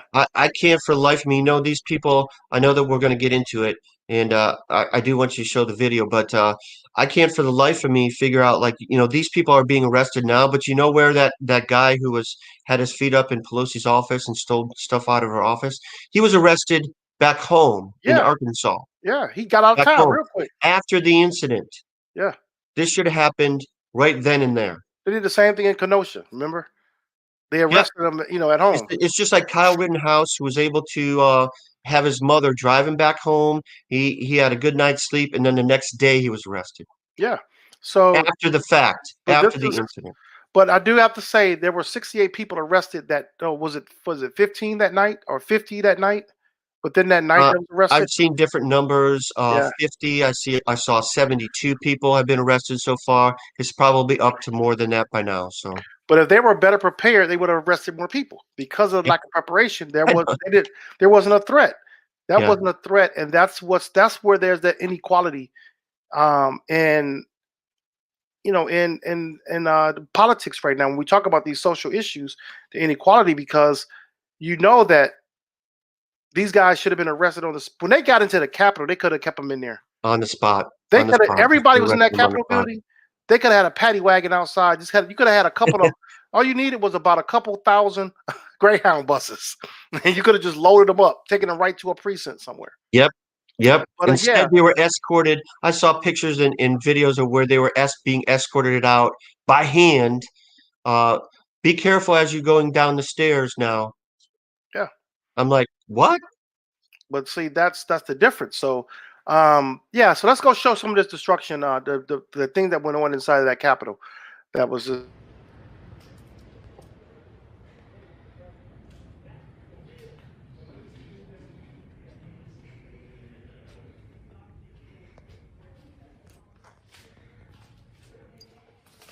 It's so funny when people say, my house, this is my house. This is the destruction that you see is ridiculous. It doesn't make sense for this Yep. stuff to happen like that. That's the way you treat your house. And not only that, and secondly with that is that, what was the purpose? It was no purpose in that. Just to ransack something. It was no purpose in that. Just to cause mayhem. Yeah. So I feel that as we move forward in this, I'm sure they're going to have different precautions. And I fought the city of DC. I fought the Capitol itself, their Capitol Police. I fought all those people who didn't protect, because there was a woman who lived in the neighborhood who was just taking a walk in the neighborhood because she lives in the area, Okay. and she was assaulted on the street Hmm. because she was just walking and they assaulted. She was like, "I'm just walking in my own neighborhood." I wish I had that video. I got Wow. to pull that up. But also, we have video of the protest itself. Some of the things that were going on to show you the craziness. Yeah. There was a cop that was caught between the doors. Yeah. That they were caught in between the doors, and Yeah, you're I don't thinking, know if people have seen this, but it's pretty that's it's bad, man. it's bad. Go ahead and roll that video. Don't try to use that stick on me, boy. Just go home, okay? You see me. Just go home. Talk to your buddies and go home. Don't try to use that stick on me. I'm not hurting you.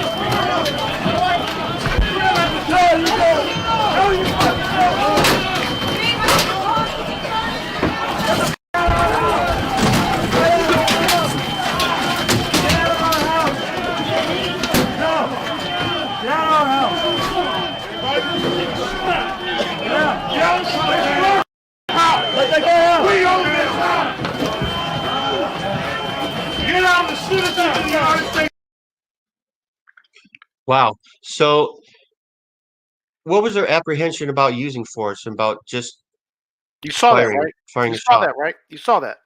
Oh yeah, I saw it. That's embarrassing. The apprehension you said that was like that's ridiculous. When that guy was mean- pulling that guy's mask off, trying to take his mask off, Assaulting a police officer. that would have been 2 shots to the chest right there. Yep. No reason And- why you shouldn't. And in many, many circumstances, how often have we seen that where somebody lays a hand on a police officer in a threatening manner and they get shot?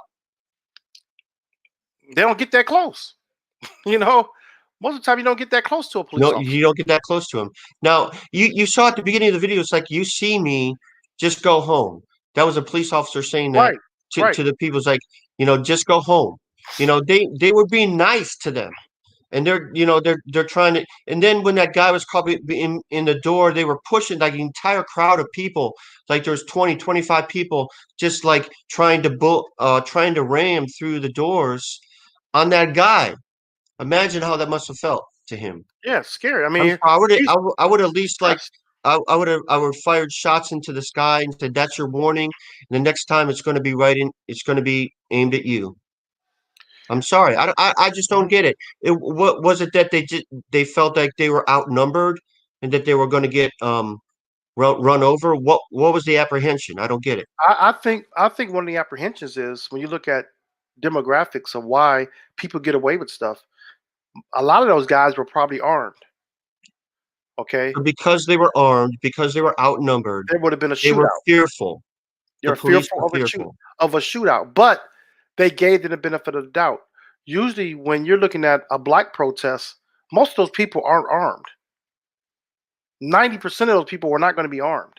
Right. In this situation, I can almost promise you more people were armed at this event, and I so mean- you would have had a shootout. That's what they feared. They knew that was a shootout, and you respected those people because of the fact they were armed. We've seen black people get shot for a cell phone in their hand because you thought they were a threat, but A you toy didn't. gun. But you A thought kid these with a people- toy gun in yeah, his but store. you didn't look at these people as a threat. So that's a twofold of either being naive, negligence, or you were unprepared for the fact that you trusted these people more than you trust anybody else out there. And it's embarrassing. It's embarrassing for our country. It lets our adversaries out there know where we're weak. Hmm. They let us know where we're weak. Yeah. There's a lot of people who look white in other countries that want to destroy America. Yeah. Russia's one of them. Yeah. You know what I'm saying? So you can bring people into these places that look like the majority and get away with so much. That's how we had all those hackers here that worked in Silicon Valley because they weren't a threat. And they turned That's around sad. and Sad. hacked a lot of things. So when you look at those police there, like the one guy they had, remember the one guy that was coming out the elevator? This black guy, he was a Capitol Police, and they chased him through the building. Yeah. and I was I'm just going like, to mention that dude. they were chasing him up the stairs, and I'm like, well, wait a Yeah. minute. I'm like, You're pull the your gun out. police. You're the police. You're in the right. Okay. If they get shot, if they get hurt, it's on them. They're breaking the law. I don't get it. It's a You need to assert yourselves. it's a level of respect that they gave those guys out of fear. And then like we were like people want to know, well, why were these people protesting? It was, it was over the election of Donald Trump, but you could hear from their own voice of what's going on, and you could hear them say, "This is my house," or Yep. and we Yep. have footage of that, and you can roll that footage too when you get it pulled up.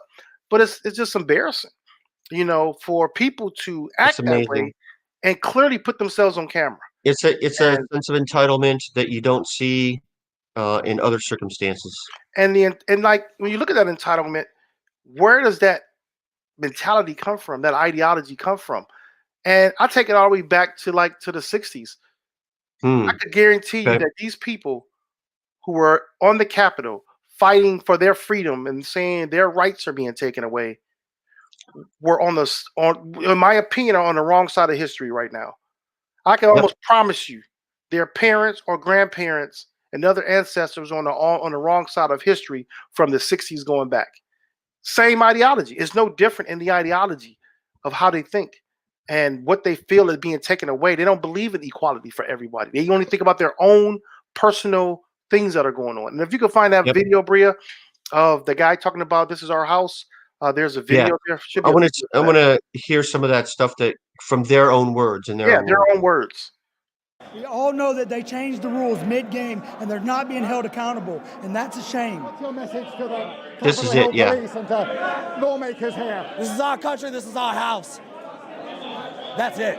This is our house. This is our country. This is our country. Oh, over and over again, the same Whose thing. country? Whose country? Who are you referring to? Who are you referring to? This is our country. Like, who are you referring? Like, who's our? What's different? Who's how you differentiate between our and whose house is not? Like, what are you talking about? Whose country is this? Are you talking about? Is that part of that Make America Great philosophy? Who are Yeah, you referring to? It is. And it's embarrassing. They're referring to man. themselves. They're referring to those people who are there in the crowd, who are in this movement. It's theirs. By what means? I mean, you just violated everything about the Constitution by doing that. I mean, what are you talking about? I mean, you did everything against our Constitution. Yeah, they felt that their elected representatives don't represent them, and so therefore they're trying to take it back. That's them in their own words. That's them in their own words. Is that part of the Constitution? No, Okay, that's what I wanted. That's what I'm saying. So that means I mean, they just took over our capital, right? Our house. Those right. that believe in democracy, that believe in the United States, who believe that this country was meant for everybody. That means they went in and vandalized my house. Yes. Who the windows I helped pay for. Yep. That desk I helped pay for. Yep. See what I'm saying? I mean, the Constitution doesn't guarantee your rights to be for chaos, to No, it cause doesn't. chaos and mayhem. It doesn't guarantee your rights to attack sworn officers of the law. It doesn't give you the right to threaten congressmen. And they found bombs. Yeah. Bombs, like Yeah. 11. Like one guy had 11 bombs. And weapons. They found bombs that had been planted there. I think, right? No, they were in his car.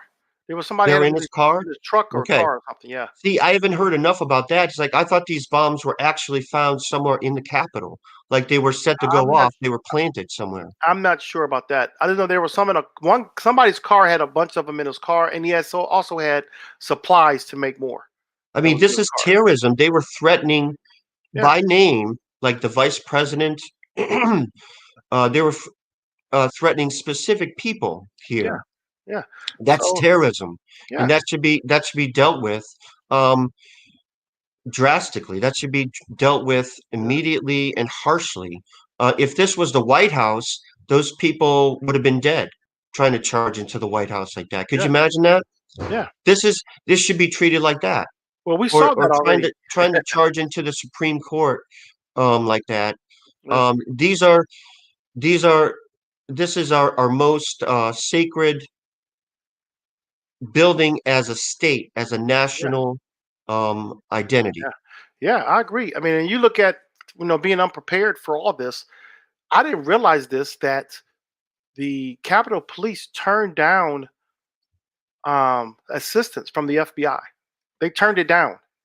And they didn't need it. I just found this out last night. Well, that's probably one of the reasons why the Capitol Police Chief decided to resign, because there's going to be way too much stuff that's going to come out. We saw people like letting them in some of the other videos I've seen where they kind of let them in. There's videos and pictures I saw of them taking selfies with the with the people that were rioting. They're going to research. You'll see who was connected. If you were, do you think that there were specific officers that were in collusion? Yeah, with the rioters. Definitely. And we have a video for the showing the chaos of being unprepared. We have that one out there, because if you look at how they were unprepared, let's show something else. It was like they were just scattered everywhere, and there was not. You don't even see the cops out there at all. And we've seen what happens when what the police can do when they want to. But show how unprepared they were in that video. USA! The U.S. Capitol Police had planned for a free speech demonstration Wednesday, but what they got was an insurrection. They're getting into the Capitol tonight. The Associated Press has learned that top Justice Department officials offered to send the FBI in as backup, but police said they could handle it. Now lawmakers are calling for an investigation into how the police failed to stop the breach. Clearly, we need to make serious changes to the way that our Capitol is defended, and we need to start implementing those changes now. There were plenty of warnings as President Donald Trump encouraged supporters to show up. Plans were being made on far-right message boards and in pro-Trump circles to descend and protest as Congress met to certify Joe Biden's Electoral College win. And we're going to the Capitol. But the Capitol Police had set up no hard perimeter around the building. Officials mainly focused on the east side of the Capitol, where lawmakers were entering. See how fast the cops turn around once they saw the numbers game. This video shows just how outnumbered police were as thousands of rioters swarmed, pushing through a barricade, eventually climbing to the second floor and entering the Capitol.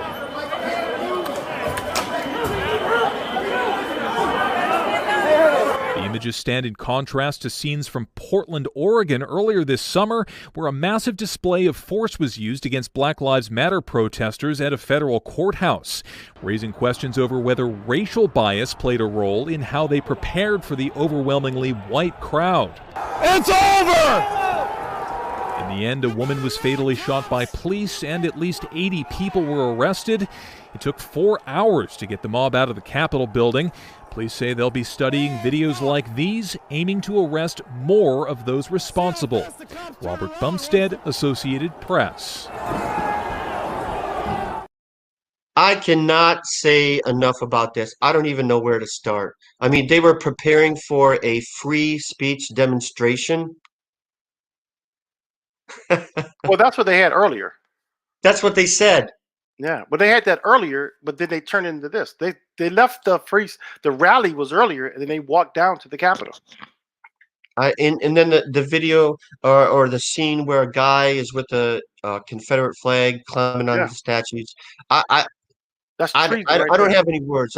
I'm so angered. I can't even speak.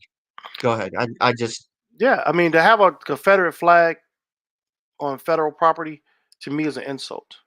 and It's an insult. there was that one scene where the cop just got out of the way. That's all He's you like, can do. What are you going okay. to do? That was. I would probably quit my job if I was a police officer for the Capitol. I would quit my job. Say, man, you put my life in jeopardy.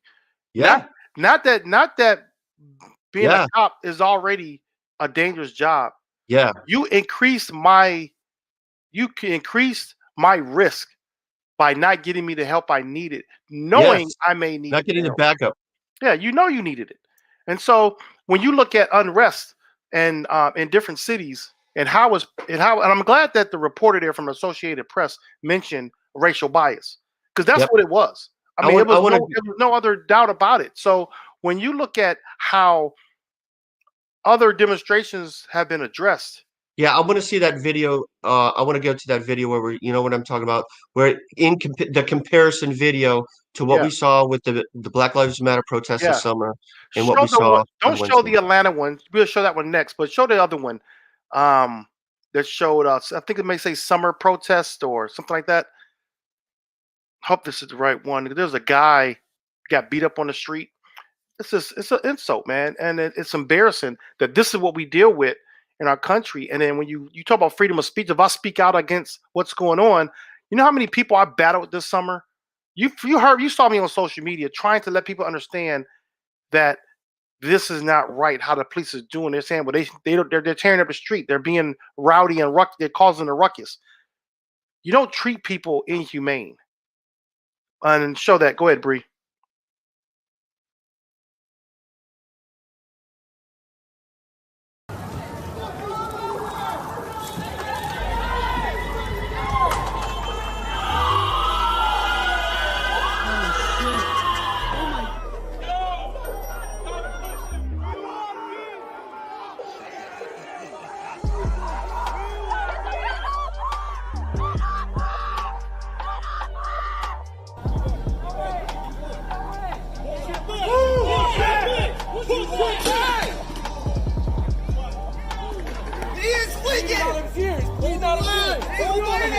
He's bleeding out of his ear.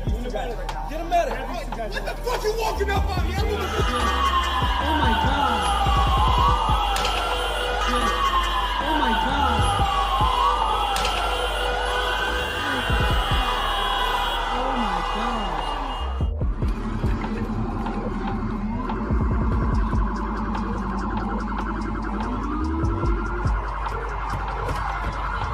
What you guys doing up? Hands up. Back up behind me. Nope. Behind me. Behind me. Behind me. I got you. Behind me.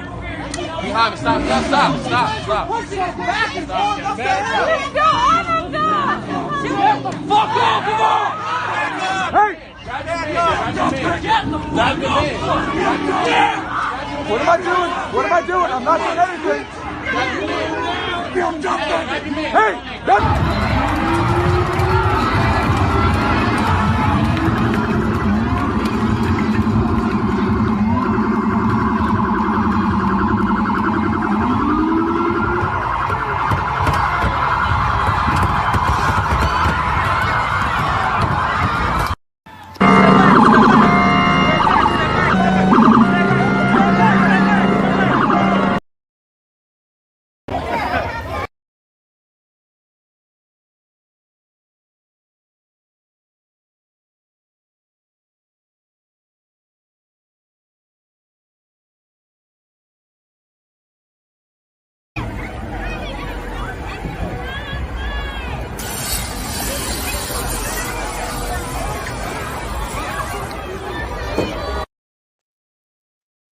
Wow. There was a couple things there, man. A video speaks 1,000 words. I mean, yeah, there was a couple things there that bothered me. So when we saw the Capitol issue, when they were in the doorway, or like you said, the one guy stepped out the way, he let the people get by. He let people get by, not knowing what potential damage they can do. Yep. Then you had the ones inside the building who didn't, excuse me, who didn't fight back. So Yep. when you look at the police car incident in this video we just saw, the police car drove up to the crowd. The police car actually, although they were throwing trash at the car, they had fire on top of his car, he actually could have backed back away from the crowd. Yep. And instead he drove into the crowd. Yep. He didn't, those cops in the Capitol didn't have the balls to do that. Nope. They didn't run over anybody. They didn't threaten anybody. Then you look at the guy, they pulled his gas mask, they pulled his mask down and then sprayed him in his face. Yep. They didn't do that to these people when they were in the Capitol. And then you have the guy in the police car driving and he's macing out of his window. Yeah. He's using pepper spray out of his window. And those people weren't doing anything. They weren't threatening anything. Nope. And these are people that are gathered for a righteous cause. So am I pissed? Yes, I'm pissed. Like I said, I'm pissed. I'm pissed more at the DC police, the Capitol Police, for not preparing themselves. I'm more pissed at them than I am for the people who caused all this havoc. Because those people that caused this havoc could have been prevented. The military could have been in place. They could have been in place, prepared. When they were at the rally and you heard how that speech was going at the rally, right? You should have been like, hey, man, we better get some people at the Capitol. They coming our way. Yeah, we need to be exactly. ready. You know, this morning I listened to not only what Trump said again, President Trump, but his family. Some of the things that his family said were actually more egregious and more insightful, I think. And Rudy Giuliani used war as a metaphor. Yeah, there was a lot of things that were said. It was not just from the president to incite these people. It was an embarrassment, man, the way that all went down. And then, you know, to show you also how violent the police can be with people when they want to be, how violent they can be. We had the Atlanta situation, and you can show that one, Bria. That can show you the disparity of how they treat people when they view them as a threat, whether they view them as a threat or it could just be the hatred for who they are. Show that.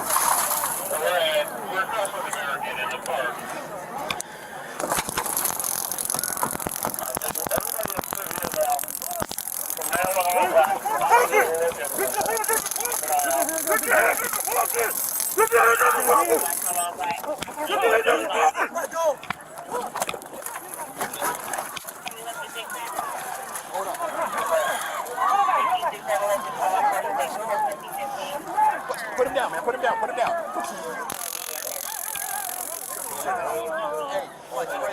After review of that footage, Chief Shields and I have made the determination that 2 of the officers involved in the incident last night will be terminated immediately.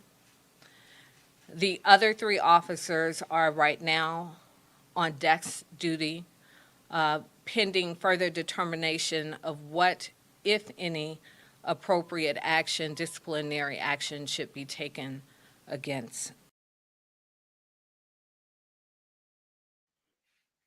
How many mayors have you heard come to the podium and swiftly, that quickly, make those kind of statements?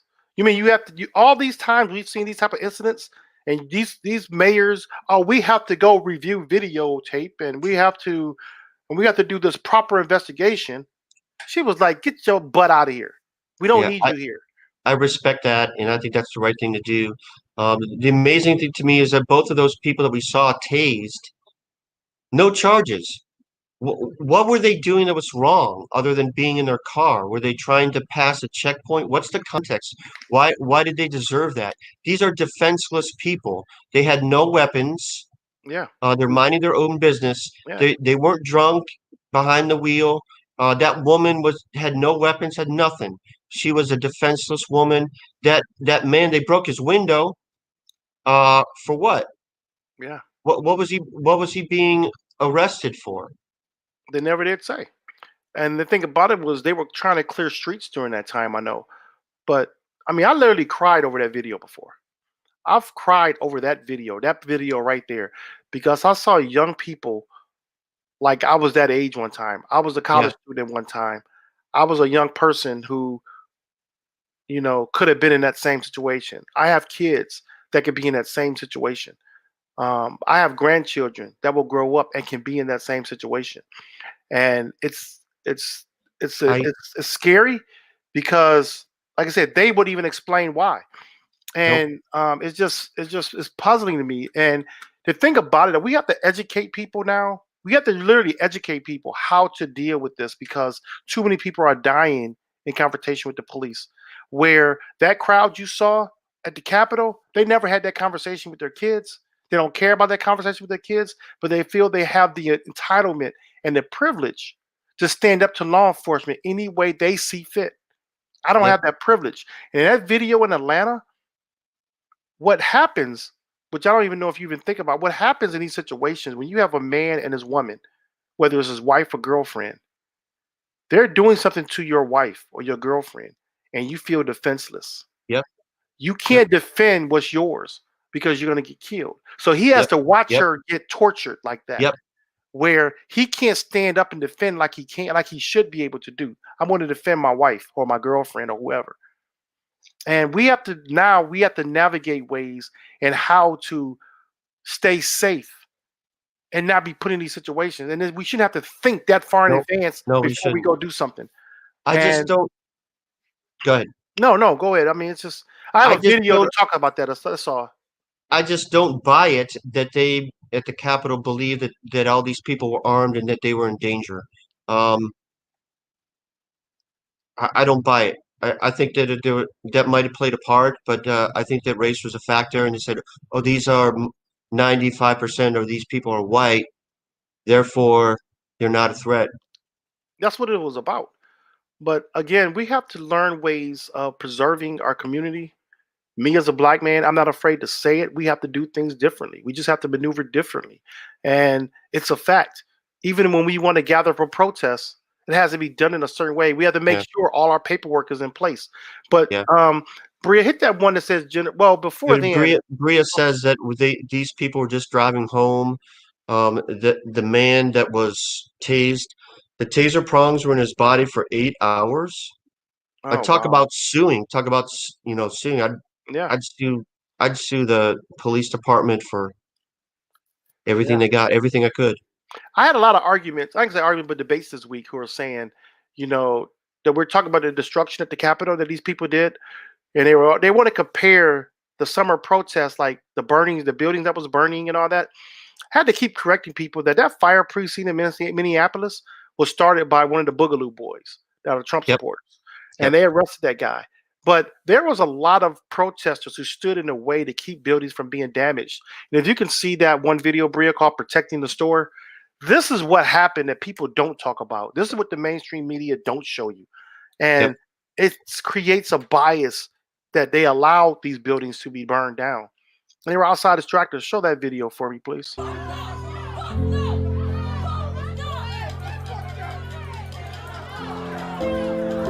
Here they are at a Target.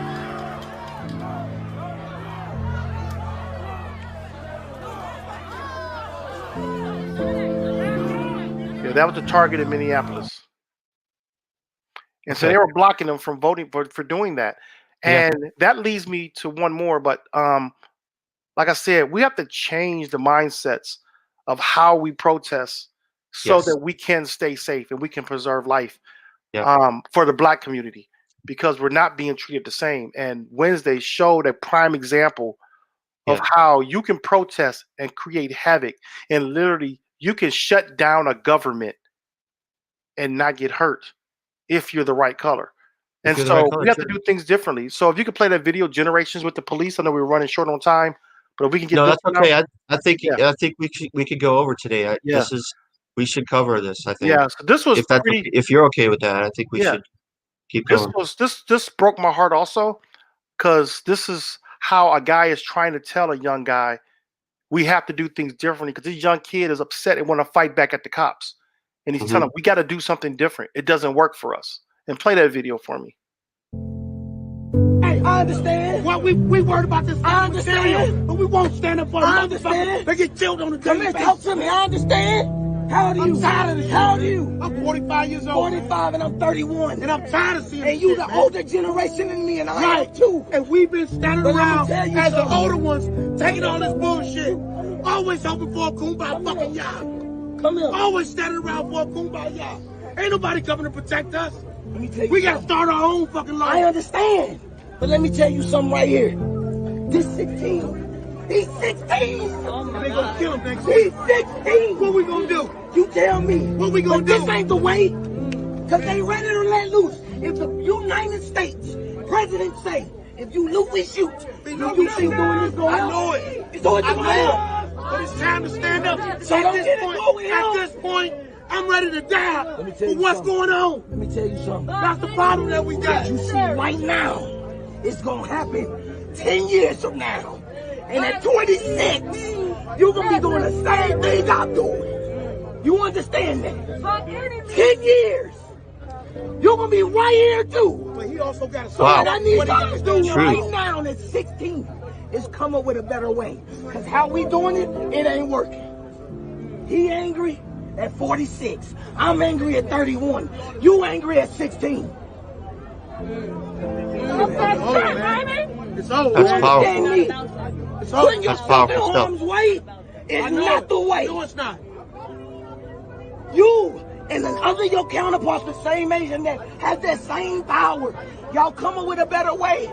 Cause we ain't doing it. Oh my God. And I have a 5-year-old son. And it ain't happening. Wow, that's powerful. That's a What's- powerful confrontation.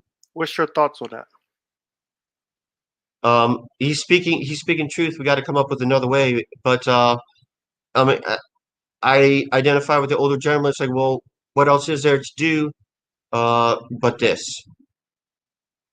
How do we get people's attention to it? How do we bring attention to it? How do we bring what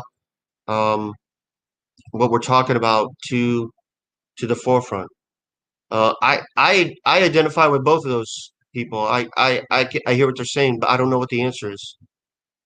Yeah, it's sad when people are actually fearful of even gathering to protest because they're scared of the outcome of what can happen. And I think that's what this summer was all about.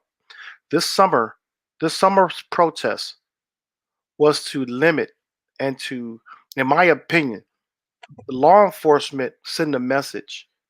This is what happens when you come out and protest. This is what the message was to minority communities. When you come out to protest, this is what's going to happen to you. Wow. And so that's what that man was trying to tell the young guy. We have to come up with a better way because they're going to kill you, basically. He said, like he said, the president said, you loot, we shoot. Yeah. And it's not even about just the looting. It's just the fact that they were protesting. We just showed tons of video of people who were not looting and got, police brutality, suffered through police brutality just for being there in a place that the police didn't feel they should be. Now, you saw from on high, from on top, that this is what the president's strategy was with the protest this summer, was to try and intimidate people, trying to say that when the looting starts, the shooting starts. Yeah. All this stuff about dominate the streets, and you got to take control. They were trying to intimidate people. I think you're right. I think this is what their strategy was, so that anytime that there was a peaceful demonstration out in the streets, there was a big police presence to try and say, hey, look, if you're going to try to do this, this is going to be your response, and you're Yeah. putting your lives in danger by simply coming out and trying to get your voice heard. I mean, you did during the summer. They literally hired contractors. Remember in Seattle, in Oregon, there were contracted police force that was unmarked. Remember the unmarked cars and They no were badges? dragging people off the street Right. and putting them in a minivan, not identifying themselves as officers and just bringing them away. Now you don't think where? that should be done? That should be done. So they're saying they're They're going to look through video surveillance for what happened at the Capitol on Saturday, on Wednesday. Now they Yep. have all this video surveillance. They have all this technology, facial recognition, social media platforms. Just like they found that guy in Arkansas, you can find these guys. You go get those unmarked police officers in them unmarked cars and start snatching folks up out of their house. That was threatening our democracy. That was threatening our capital. That was threatening our country. Yes, yes. Go grab them off the street. Go in their house, knock their door down, and drag them out the house like you did Breonna Taylor and shoot Yep. her. Do that Yep. to these people. You know who they are. You can find them. So Yep. these people threaten our way of life here.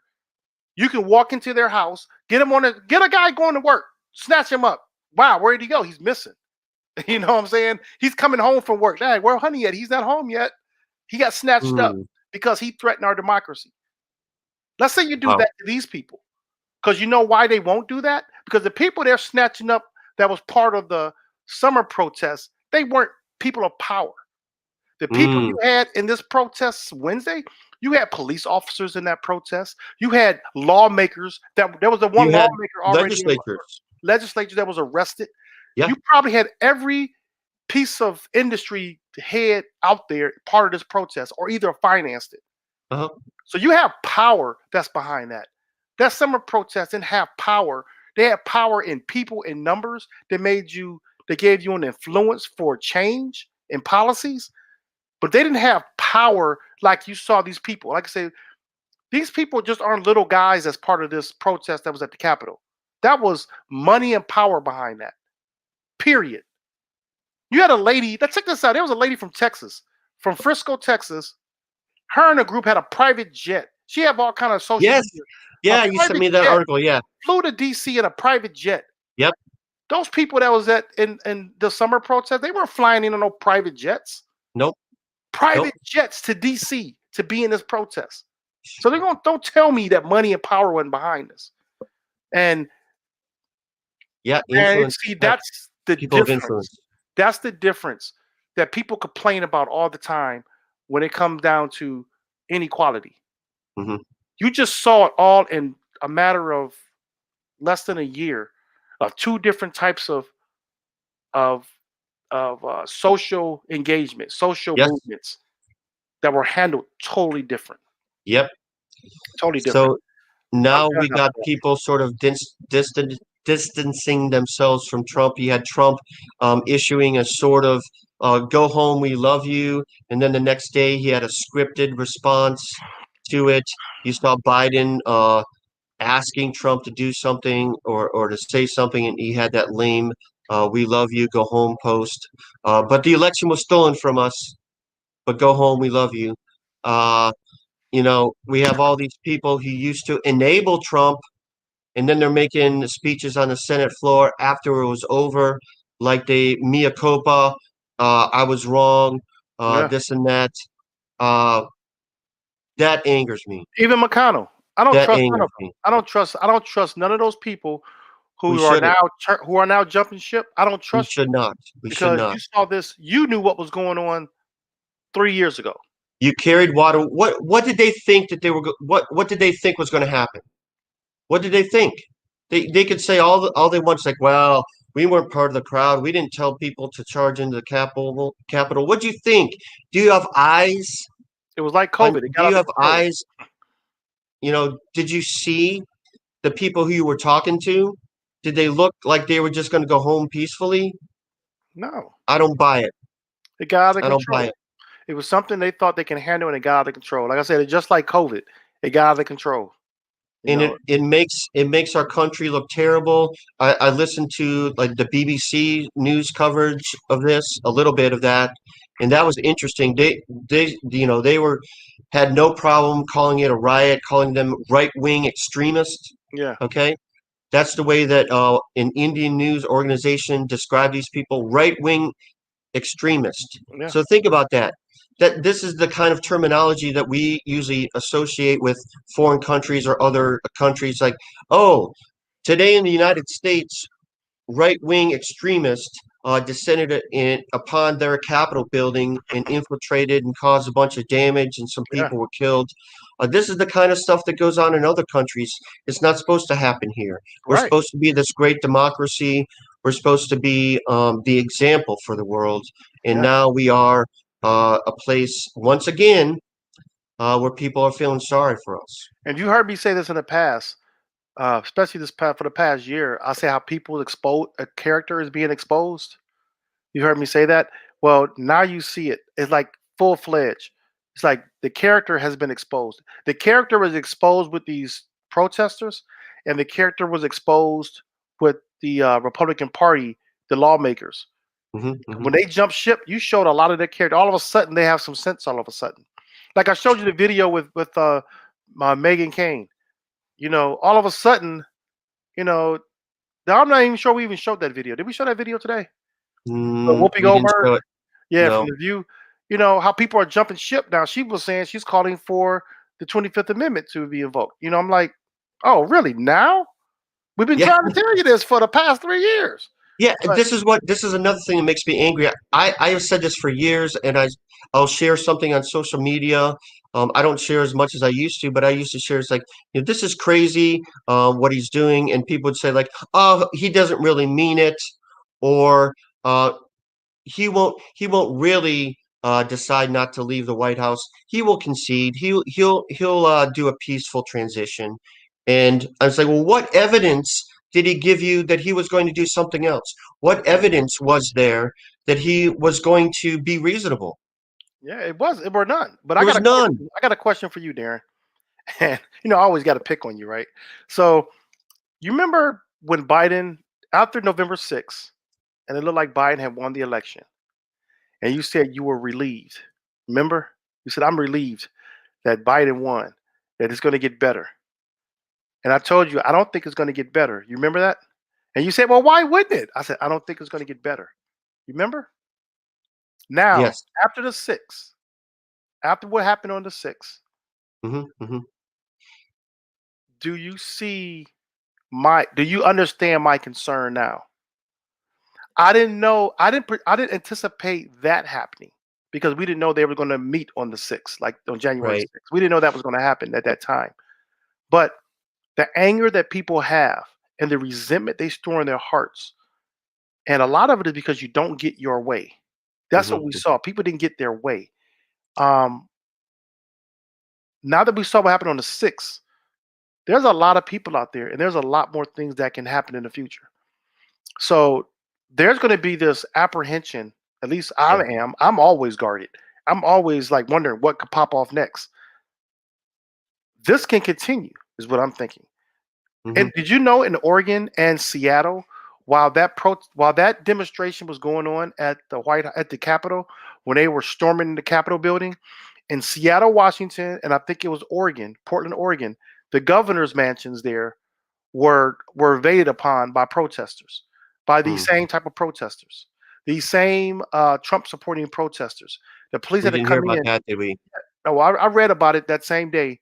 It was small news, but they had to go and get these people out, break everything up because they were threatening these governors' lives, basically. Okay. And this is going to continue, in my opinion. They didn't get everybody. There was almost 1 million people, they say, close to it out there. So, I mean, that's what the numbers vary. We don't know how many people are out there, but it was a lot of people. It was more people out there on Wednesday than it was at his freaking inauguration.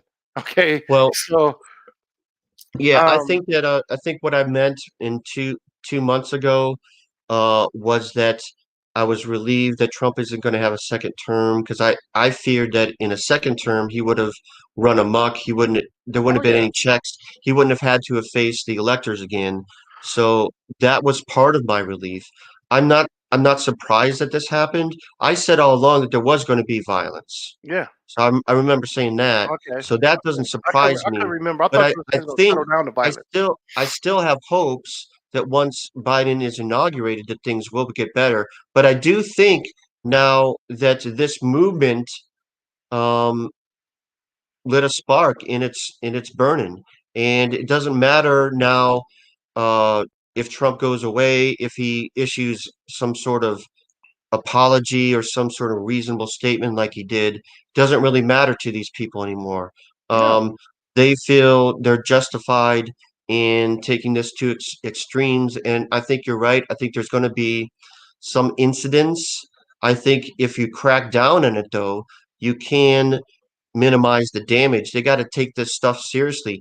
There's threats about something about the 17th. I don't know why this January 17th for them. They're planning on something that's a Sunday before the inauguration. I don't know why that day, but so I fear for the inauguration itself. Yeah. I'm glad that Trump isn't going to be there. To be honest, I think that would cause a circus. Mhm. I think that they better be prepared. They better take this stuff seriously. They better investigate it. They better crack down on it before it gets started. If they notice threats on the internet, if they see something that's suspicious, they got to crack down on it, and they got to be proactive about this. Yeah. They can't wait and then react to it. No, they can't, and that's what we see happening now. I hope they do their due diligence with people that were involved and get down to the core of the organization of all this. But I just got to say this: just be guarded and be prepared for whatever happens. I just don't see it resting anytime soon because there are more angry people now because they didn't fulfill what they wanted to fulfill on Wednesday. They wanted to stop that electoral objection, that Right. that vote on that objection. They wanted to stop that. That was the whole thing, was to halt that. When those people came back to the chambers to reconvene and complete that task at hand, that pissed a lot of people off. The whole point was to stop that, to not let that happen. Yep. It was completed, and now they're really upset. And so we as American people have to stand firm and be also vigilant and ready, because we don't know what's going. If you see something, say something. If you hear something, say something. Yes. No, we can't be silent about this. And I wish I just had some conversations last night. I just saw some posts last night, and I tried to bring it in a diplomatic way and how I presented it, because I saw false content being distributed on the internet, and I went and said, "This is not right. This is false. This is not real. This is not true." And of course, in the past, people will come back and have a conversation with me, but this time it was silent. People don't want to conversate anymore. There's that common ground is gone right now. You're going to have a group of people, which is a small minority, who set themselves in their own little bubble, and that's probably going to be in the bubble they're going to be in there until they die. They're going to stick in that bubble until they pass away, because the resentment is so tight right now. It's resentment is so tight, man, that I don't feel that people are going to recover from that.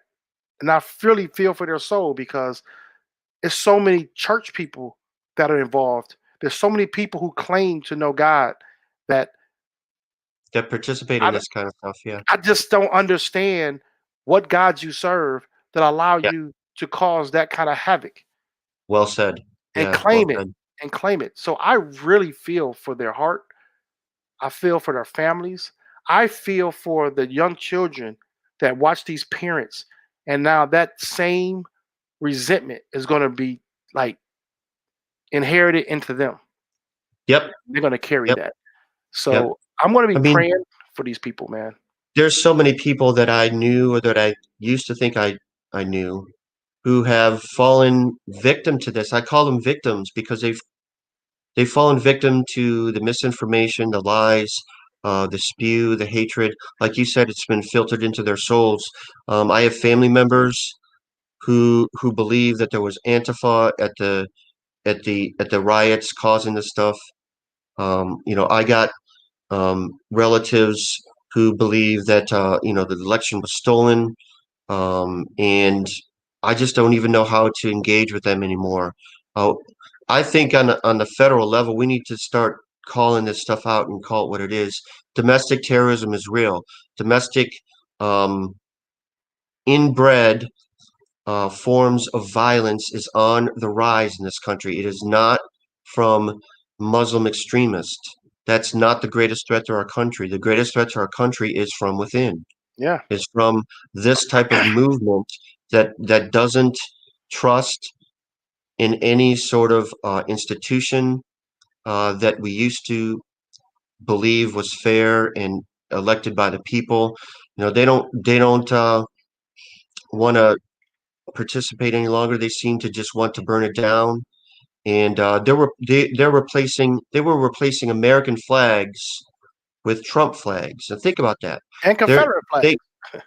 Yeah, I mean, so they're superseding their own view of what it means to be patriotic in this country, what it means to be an American in this country. They are sort of overlaying that and saying that no, whatever this country, they're overlaying their own beliefs upon what used to be sacred in this country and that we could all agree upon. Yeah. And it's sad. Yeah. Trump was like their slave master, wasn't he? That's what it was like. So that's it for me for today, man. I'm actually kind of drained. This was an exhausting show. And I got a lot of prayer, man, to go into, man. I'm actually starting a Daniel fast this week.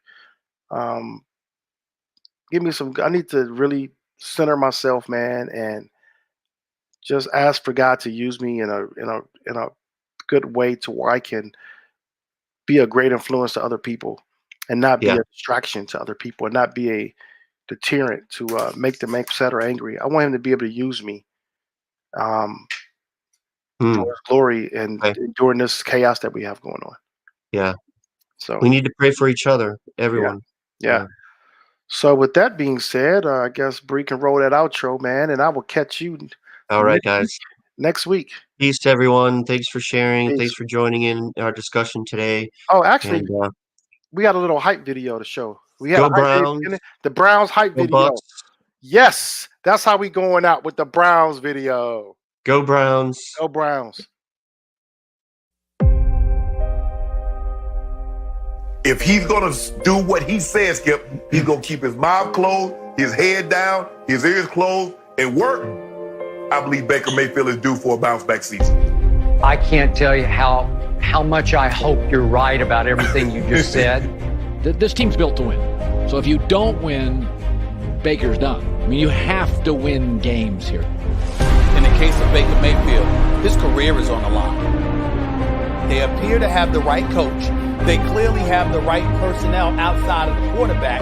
In Cleveland, it's about whether or not Baker Mayfield's going to have a job as a starting quarterback after the season is over. No more excuses. Seed is getting hotter and hotter. I still think he could have a big bounce back. The Browns are winning and they're kind of crazy, sexy, cool, if you know what I mean.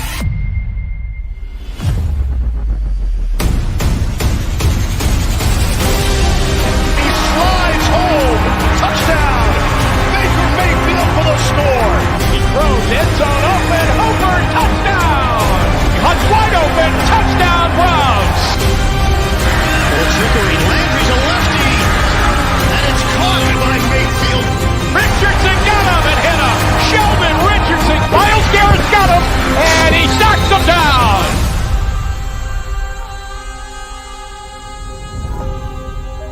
We do feel the love. Like I said, I see all the flags when I'm driving to work or driving to the stadium. So we understand the excitement there, and we just got to make sure that we continue to give them something to be excited about.